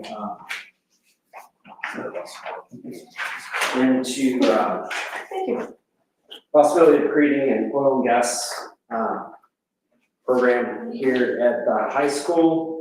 That's something that a couple of schools in our area have started actually last year, so they're in year 2, I think.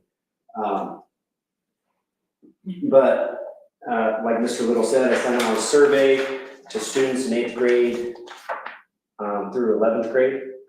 On that, after that first page, you can see there's, this staple really funny.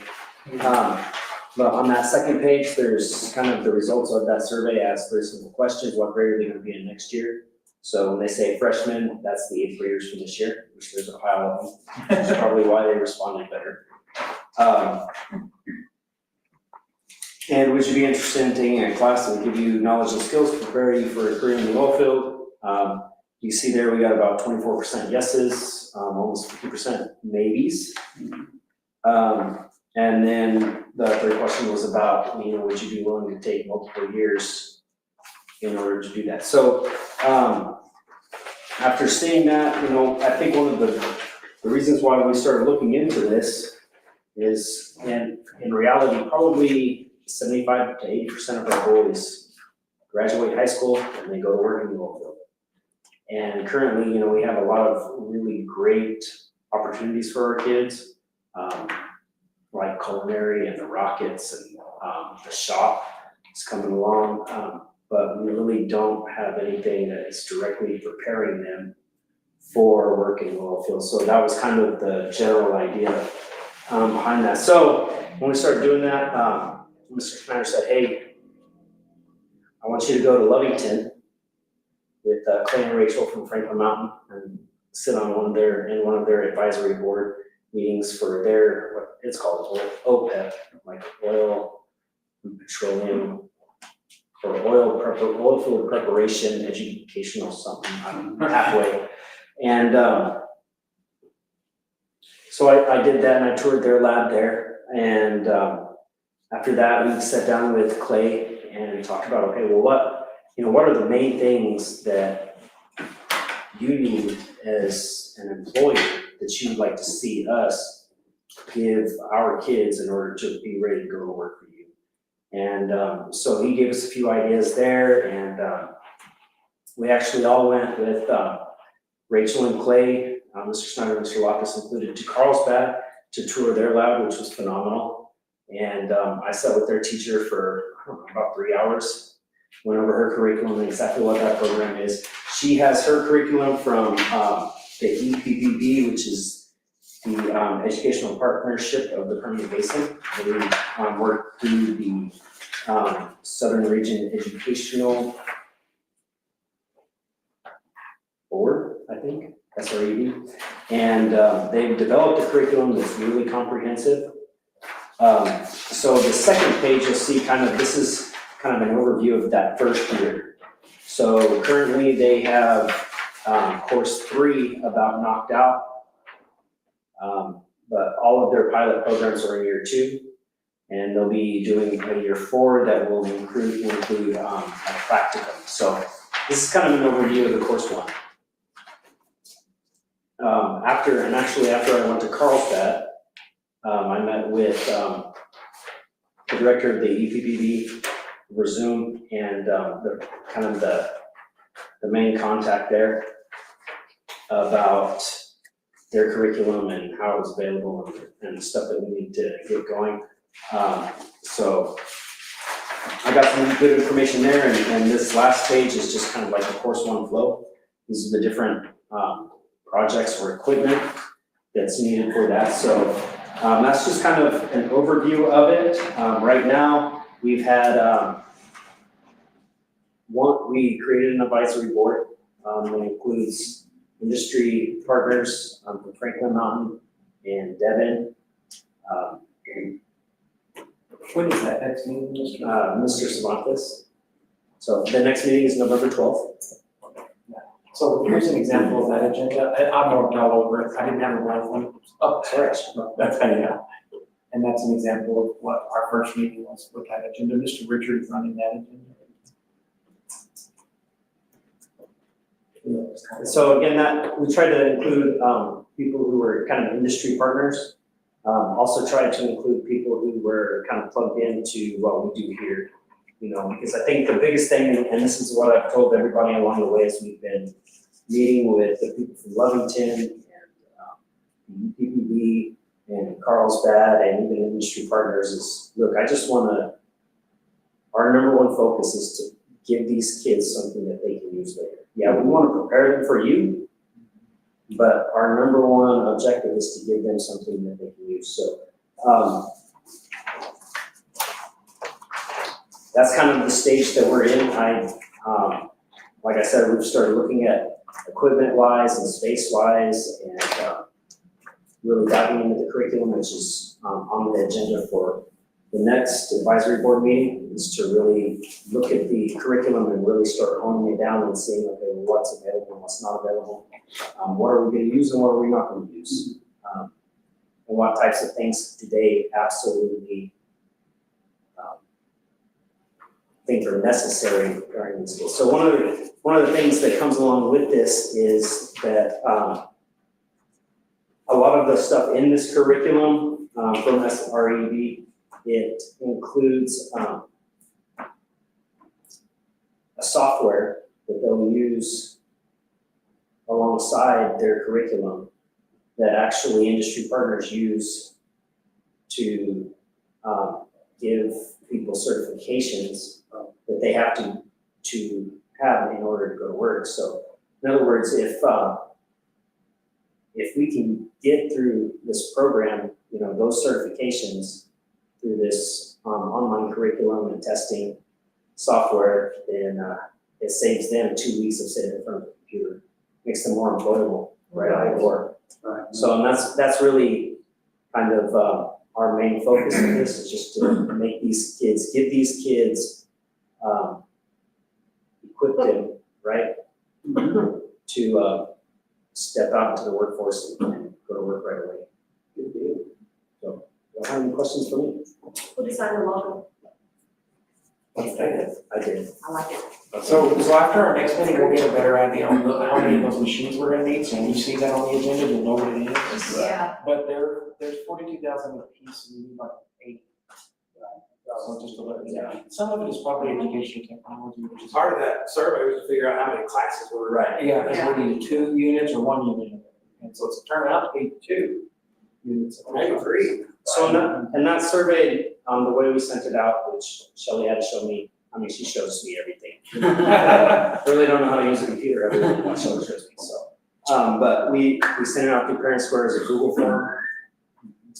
And they just clicked a link, answered 3 questions, and boom, done. It was literally it. It was very easy. And some of this has been just, we have a problem, and we've had it for a while since we've been adding and adding and adding. Used to, there was no kind of electives for kids, nothing. Well, now it's getting to the saturation point where you have like only 5 that want to take it, but you can't not offer it. So I've been talking to units Eunice said that we are so far ahead on all of our electives. I've been talking to Mr. Hatch, their new superintendent. And he is very excited about the prospect of busing kids over here to us. So we would have to get a little miniature CPAC. Right. Where Hobbs kind of said, y'all can't be in here anymore, we got no kids. Well, we're thinking, why don't we just do one down here? Absolutely. And he is so excited, he's coming to see me this week. So we're just kind of looking at how we can do that. And that's my biggest concern is that we have follow through with, in other words, we don't do it season two. Yes. You know, we get Yes. 1 year and do it or 2. That's why we're trying to ground for it, develop it from the groundwork at a time. We're putting together some amazing programs, that culinary program is pretty. Oh, it's Yeah. incredible. Right. Yes, yeah. I mean, and that Rocket we wanna make program, they can come be a part of that. absolutely. And we just have to be able to go in several directions because we don't want to be a company that specializes in something, but they sell so many things they're not good at anything. Right. That's what, I mean, I look at it as a company and our product or kids. Well, Mr. Richard is our director of CTE at the high school. He's our director for all that. If it don't work out, it's his fault. Plus, I will say, you know, the success in the Rocket program is a lot due to a very comprehensive curriculum.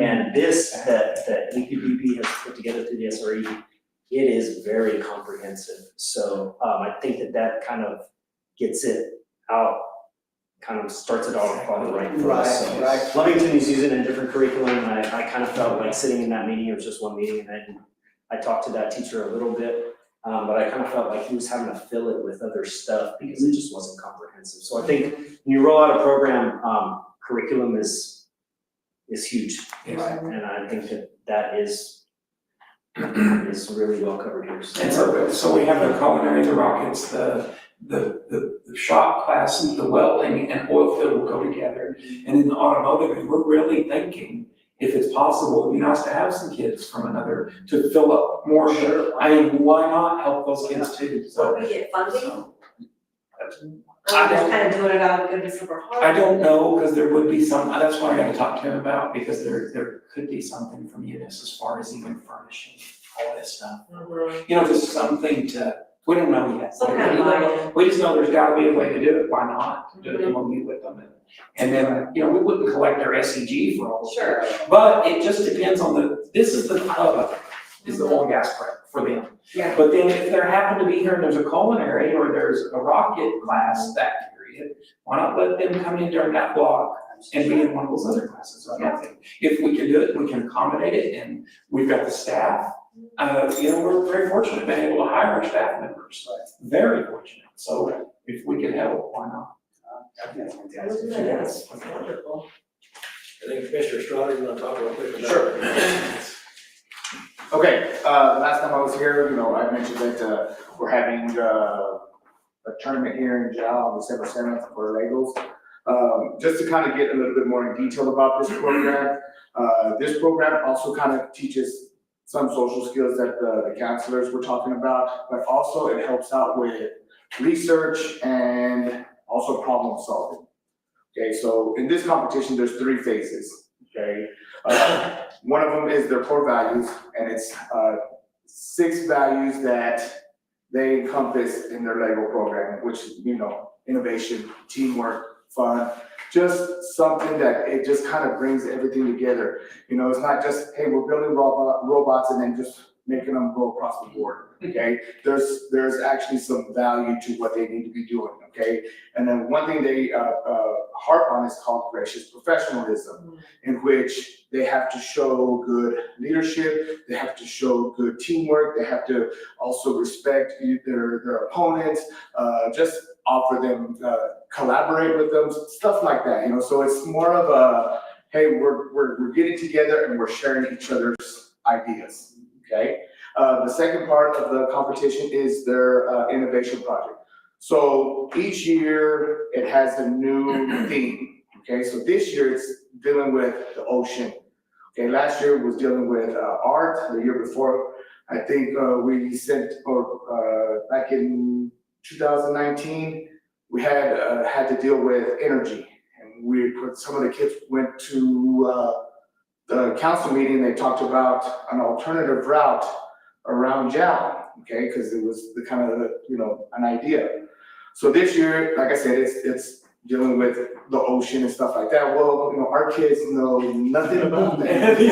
So, okay, yeah, so now they're having to step outside of their comfort zone and learn about water pollution, overfishing, you know, microplastics in the water, you know, having to deal with knowing how fishermen fish. I mean, it's exciting. Right now, like I said earlier, we have 6 teams, 2 in the elementary, and 4 in the junior high, but, these kids, we've made it into a 6th grade class. I think I'm gonna try to get 2 more of the 6th grade and 1 more in the 7th grade to participate. So I have probably 9 teams participating here in JAL. That's awesome. Okay? Yeah. And then, so then the last part is the robot game. And that's where everybody's the fun part. That's where you see all the videos, you know, in the JAL schools. Yeah. But, you know, we're starting to recruit volunteers. Sarah Angel, she will be our lead volunteer manager. So she's going to be helping me and Marcy out, recruit people from the schools, from the community to help out, that Saturday on December 7th. I think we're on the right track. We have a Zoom meeting with the New Mexico First Lego League this Wednesday, just to kind of tie in some ends, and I think we'll probably be ready for December 7th. So you guys are more than welcome to come by, check it out. We're getting pretty close to maybe even having like a little mini competition of our own teams battling against each other, and so you can kind of see what goes on. So, and thank you for leading that up, because we're gonna host, and Mr. Estrada is over that, so we actually get to host it on December 7th. How many different districts did you say? Well, there's 4 different districts, so but most of the time we were always going to Alamogordo, and it was tiring for, you know, Marcy, myself, Antoinette, having to leave at 5 o'clock. We've been there all day and then trying to drive back, so Marcy and I and Antoinette, we actually said, hey, you know, there's nothing in the southeast area. So we have the facilities, we have the technology, we have this wonderful place. I mean, why not host it here? And, you know, us being the small school, and we're going up against Clovis, Albuquerque, Las Cruces, you know, big schools. So, and, you know, they're usually bringing 1 or 2 teams. You know, JAL usually brings 9. We're gonna bring 9. So they're real happy about that. So, Check that big school. yeah. But, you know, it's turning out to be a very interesting program, because, you know, in the years past, we were only just focusing on it maybe a couple of months. Now that we kind of, We're playing to win. yeah, yeah. But now that we've made it into a classroom, you know, as a STEM requirement, kids are really just wanting to learn how to either be hands-on, or then you also have students that are like, I want to learn about what and you know, we have the computers, we have all the technology that we need to look up and work with that. Sorry, Field. Okay, That's great. any other questions? Oh, thank you, sir. Thank you, appreciate it. I'll finish the high school report real quick. Oh, Y'all want numbers, right? 119 in the junior high and 151 in the high school. And I have overall numbers that I handed out all ago, okay, so 2014, when we started keeping this, when I pretty much started as superintendent, 14-15 school year, on the 40th day, we had 476. If you'll notice, we've had a steady march from 476 to where we are today, which is 541. So really, it's just steady growth, not just, you know, we're not hundreds of kids more, but really it's starting to add up to 100 overall kids. That's just on the 40th day. And if we've noticed, you can look at the trends, the numbers usually go up from the 40th to the end of the year. And so we're hoping that also will continue. And so it really puts us on a path of growth over the last 10 years, and hopefully to continue growth. And it's kind of interesting to look at it from that far back. If you see this, I'm not Take it down there.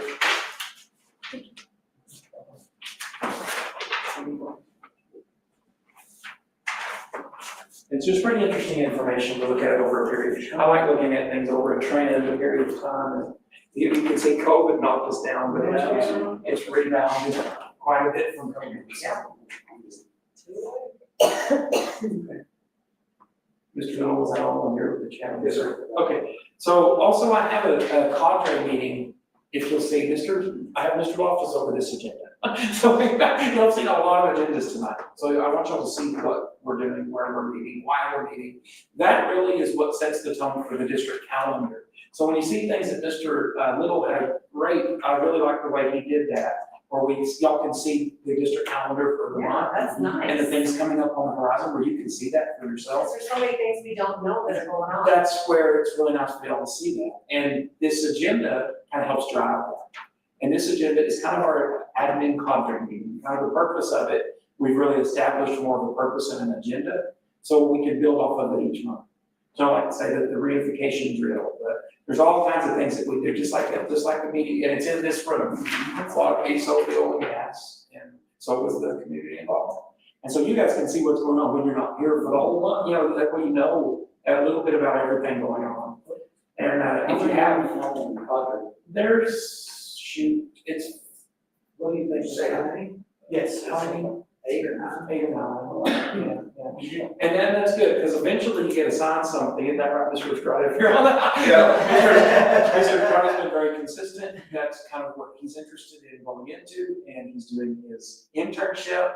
He's doing a great job with it, and we just thought it'd be great for him to do the academic competition. He was willing to do it, and then he's got the Lego League, and trying to have different people that are developing in different areas to run these meetings too, because that's what life comes down to, doesn't it?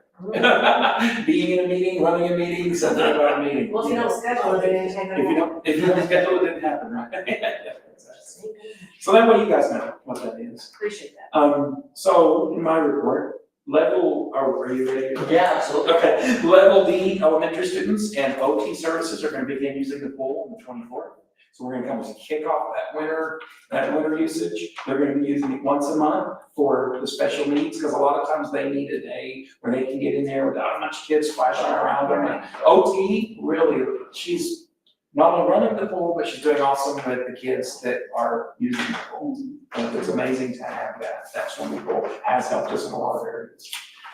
New homes will be off the line the 1st to the mid-November, they'll actually be sitting here. Nice. The 4 new ones over there, so we have 2 of them spoken for and 2 of them not. We would like to keep 1 extra or 2 extra, just to have, if something happens at mid-semester or something where we would need it. Mr. Loftus will be attending a national Title IX conference in October in Philly with Mr. Estrada. And that's the Title IX conference that we're all concerned about what's going on there, because they've added all kinds of things to Title IX that just weren't really weren't even part of it before. Some of those have been repealed by a judge. We're just so confused now. We've never sent someone, and I believe that our Title IX compliance officer was Mrs. O'Neill for years. We don't know where we're at. We need to make sure we're up to date on things. They need to shut it down. Yes, the Philly cheesesteak.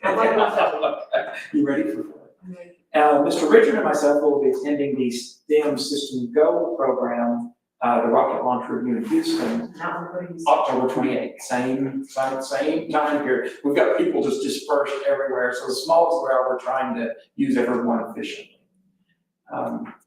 I'll be attending the National School Service Conference in Florida, December 3rd through 6th, as part of the CES. That should be my last one. There's a new president incoming. What happened is Mrs. Gandy retired. I had to do a 3-year, no one has to do 3, I'm gonna do a 3-year. It's a great deal of a lot of networking, the LEAP program, the 6-year study program, the student, are you in, you're in, he's in the LEAP. We have another culinary teacher in the LEAP program. We've got USW agreements and things that we would not have had without CES. So it's really nice to network and know what all they have. Right. So it's really a good program. Possible drone purchase. So I was gonna talk to y'all about this. Why so sheepish? Because this is probably a Mr. Snyder thing. So it kind of is. Now, Mr. Little, did you say y'all could use that? Oh, don't hold me now. Actually, We don't have I really don't want to overpromise and underdeliver on this, but it is a huge thing because it has the possibility. Drones are even used in environmental oil field. Drones are used in oil field. Where are they used in school districts? They're used in school districts. Where are they? What do you mean? No, like for kids to learn how to use them. Yeah. Oh. I don't want to buy one. I'd like to buy 500. Yeah. So 500, and they're about, yes, and they're about 2,000 each. So, and that's educational technology, by the way, but just letting you know that, I'm just kind of You talking. have some students do it like a drone show. Yeah, the student led, and you literally have to grid out 500 drones on the field. We only have 540 students. 20 some odd students can do it efficiently. They will have to go, and we don't have school on Fridays for football games. And a lot of, that's where you would see it is outside. You could do Christmas show, 4th of July show for the community. And it's student driven. So one teacher learns how to do it, and then the kids have to set the drones up, program it in the program with the software. So what's the real reason behind this? It's so cool. Well, I mean, it was, but whenever I found out from that company that absolutely can be student-driven, student-organized, and the software can be, it reminded me of the Rocket program, because when you see one, you're gonna be going, oh my gosh, how the kids did this? Teacher managed 500 students. They do 500 drones, but only about 20 students set up Why do all you need 500. so Oh, You only want want to do a show. Have you ever seen one of the drone shows? Oh my There's gosh. gonna be a link somewhere we can. Yes, it's Verge. Okay. Okay, I have a video of the balloon fiesta where it was. can we look at it right here? We don't have time. They just move around and synchronize. Okay. Yeah. Pretty amazing. It's called Verge Aero. Oh my gosh, it's amazing. And just to add to that, there are actually careers where they want people trained to do drones. The military, that's a part of Agricultural the. valves. Yeah, they do fly. So, for example. Okay. Oh, It's, and when you see it It's a production. that's, See, Yeah, it's those a are all production. drones. it is a, And the it gives you chills when you see it, you're like, what is that? It's like UFOs. It says Cynthia Resort. Oh, I have seen You that. can see Black Panthers, they go here taking pictures or dropping stuff. You can have a paper eating a That car. is so cool. That's what drones, and on these, they actually have fireworks connected to the Yeah, drones. there's all kinds of things. That's neat. And there's Thank you, sir, thank you. Oh, wow. Yeah, that's pretty neat. See, So- you'll see. Honestly, I did talk to Mr., he got excited after starting, but what, you said there's several classes. Those are fireworks that are There's connected. a, He does make your head spin a little bit. Isn't that amazing? Oh, he's like, what are you doing? Yes, that's what he was talking about. So you're gonna That have is cool. And you can use it for your communications class, rocket class, some class could take that on because it's not a full curriculum. Okay, buy all the drones you want, I'm sold. But there's a lot of careers that go with That's a drones. drone show, that was a balloon fiesta. And we looked at a drone class because we have robotics, but the drone class never really wanted to do it. But now there's like, you could do that. Yeah. So, you'll, you just kind of. And so watch the lasers going out of his eyes. you know, Yeah. Oh, just like yeah, check that out, yeah. So we started looking at it going, oh my gosh. It was a really good show. I don't watch this. And those are fireworks that are And it's connected Verge to the Aero. drones. Oh, wow. That's pretty wild. Yeah. I did, on America's Got Talent, there was like 5 or 6 guys that did this production. That is Verge Aero. Is that who it is? And it was. I just sent you a text, the other two guys were like, what's happening? But I put you in That's a there. link. So look at the Don't tell YouTube videos, it's called Verge Aero, and they have America's Got Talent, a few shows in there, and the guy I've been talking to is one of those guys. It's in it, like, there's advertising, you can do this. Right. It's Yeah. about- It's incredible. I mean, If somebody could do a Will You Marry Me? and we were doing a Christmas show at the football field with hot chocolate and stuff, and blankets, and having a Yeah, show. that would be nice. You can even use movie nights with our giant screen now, you know how cool that's gonna be on the football. Too much. It's Yeah. unlimited. Sky is. Okay, sorry. Just telling you on the drone, possible drone race, you'll know exactly. And then we'll go a little bit more into if, when I get the quote and everything back to see what all it would take for us to implement. But if you were doing it as a career-driven, yeah, that's cool. Yeah. Kind of thing. Yeah, if you do oil and gas, electronic communications, robotic systems, go to different applications for it. Panic button is now active, so we get our training on Wednesday, we already went over that. Current district projects, you know what's going on, paving projects, so there's still this one across the street here, okay. You're looking at across the street here, and then the one over at the baseball field, like, really the only two left that we would see as pretty good results, right? So, and that's all that I really have for y'all. Did I ever give you that? No, you sure I did. gave you a handout, I always look at that. I know, it's like. And that was scared to start talking, now I read a hoodie or a cap or a shirt. Oh, they're selling swag. Oh, that's right, the concession stand. Yes. We have it at the high school, anytime you want to come in. Oh, really? How much are the hoodies? What's the hoodie? $55. $55. They're really nice. So where does that funding go to? That's going to the EF fund at the high school. Educational enhancement, we're gonna use that money at the end of the year, and Mr. Richard's actually gonna do a fundraiser for the junior high to raise money also to reward students for Okay. attendance. We can buy prizes with That's the it. question I have, all the money we have, why do we have to have so many fundraisers? Because you still have only certain lines you can do with, so like technology money, you can't buy something for cash. But you can put it into something like this EEF, and so we're usually, like the EEF fund, we're spending a lot of money just to make a little money. But that little money can be used for stuff that we're. You can't spend state money on things you gotta give away. It's a legal way to launder it. I was gonna put it, it makes it into money we can use for prizes. You said that, sounds like some Legal way. guy watching this. Okay, one more question. Our theater department, Yes, I'm sorry? yeah. Theater. Yeah, so thespian. Why do they have to supply their own costumes? What happened? Why are they having to supply their own I costumes? don't know, I don't run that, so do you know? Excuse me. I don't. Let's not figure it out. You're the superintendent. The way I understood it, I don't get paid. if it were actual costumes, they would be provided, but I think they're doing an 80s show, so it's just like, I think they just have to dress like the 80s. Yeah. Their parents. Their parents all have something in their closets. Yeah, it's. But no, I mean, I don't know how they're. Because I would like us, since we have a theater program, that we could provide the props. Well, they've already been told they can't. Yes, they have. Okay, as long as they know. They've been told that anything they want. Yeah. Okay. So if it's that, it's just bring something from home, because Mr. Pettis is from Tatum, and they're used to having parents to have to bring it. I'm just saying, that guy gets everybody involved in some way, which I don't see a problem with that. I don't think we should hand out everything, but if there's like a Shakespeare with a big hat with a feather, yes, we're gonna get that. Yeah, especially with the. You know what I'm saying, like, Yeah, I just wanna make sure it's ready, first and ready to go. and we've also found a prop rental company, we've got props coming, and prop rental company. He said prop, he's going prop. He said prop. prop. It was like He prop. said, they go to Yes, we get desks and chalkboards and obsolete, like old desks, because old desks like that we have piles of. Right. And so those are, and lockers and props, we got that stuff. Cool. You have a place to store them?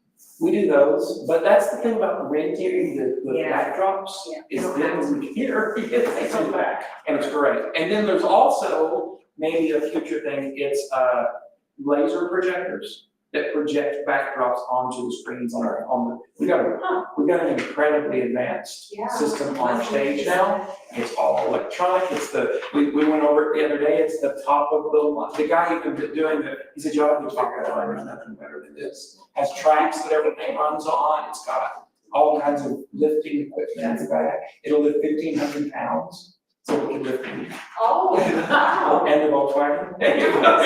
So it's really cool what all that backstage prop stuff, we're only beginning to see what it's gonna do, so. Yeah, we just wanna make sure it's fun. Yeah, just. And it is, absolutely, so. So we start just a while ago, I'm gonna backpedal because I didn't get an opportunity to answer about the fundraising part of it. So like the state, they want an attendance plan and they wanna know how are you gonna positively, because we don't have anything, so how are you gonna positively affect your students? So like the attendance award that we did, we thought we were gonna be able to get part of that attendance through the state funding, and they just rejected what we purchased, so we're having to pay for it ourselves through EEF, and that was the bicycles, the virtual reality glasses, the laser tag things. The state said, no, that's not educational, you can't do that. Well, what else are you gonna do to get the kids to come to school? Yeah. And just so you know, we had 58 students that qualified for that drawing for the first 9 weeks that didn't miss a day of school. So, I mean, that's the kind of thing you have to deal with. How many are rejected? 58 perfect attendance.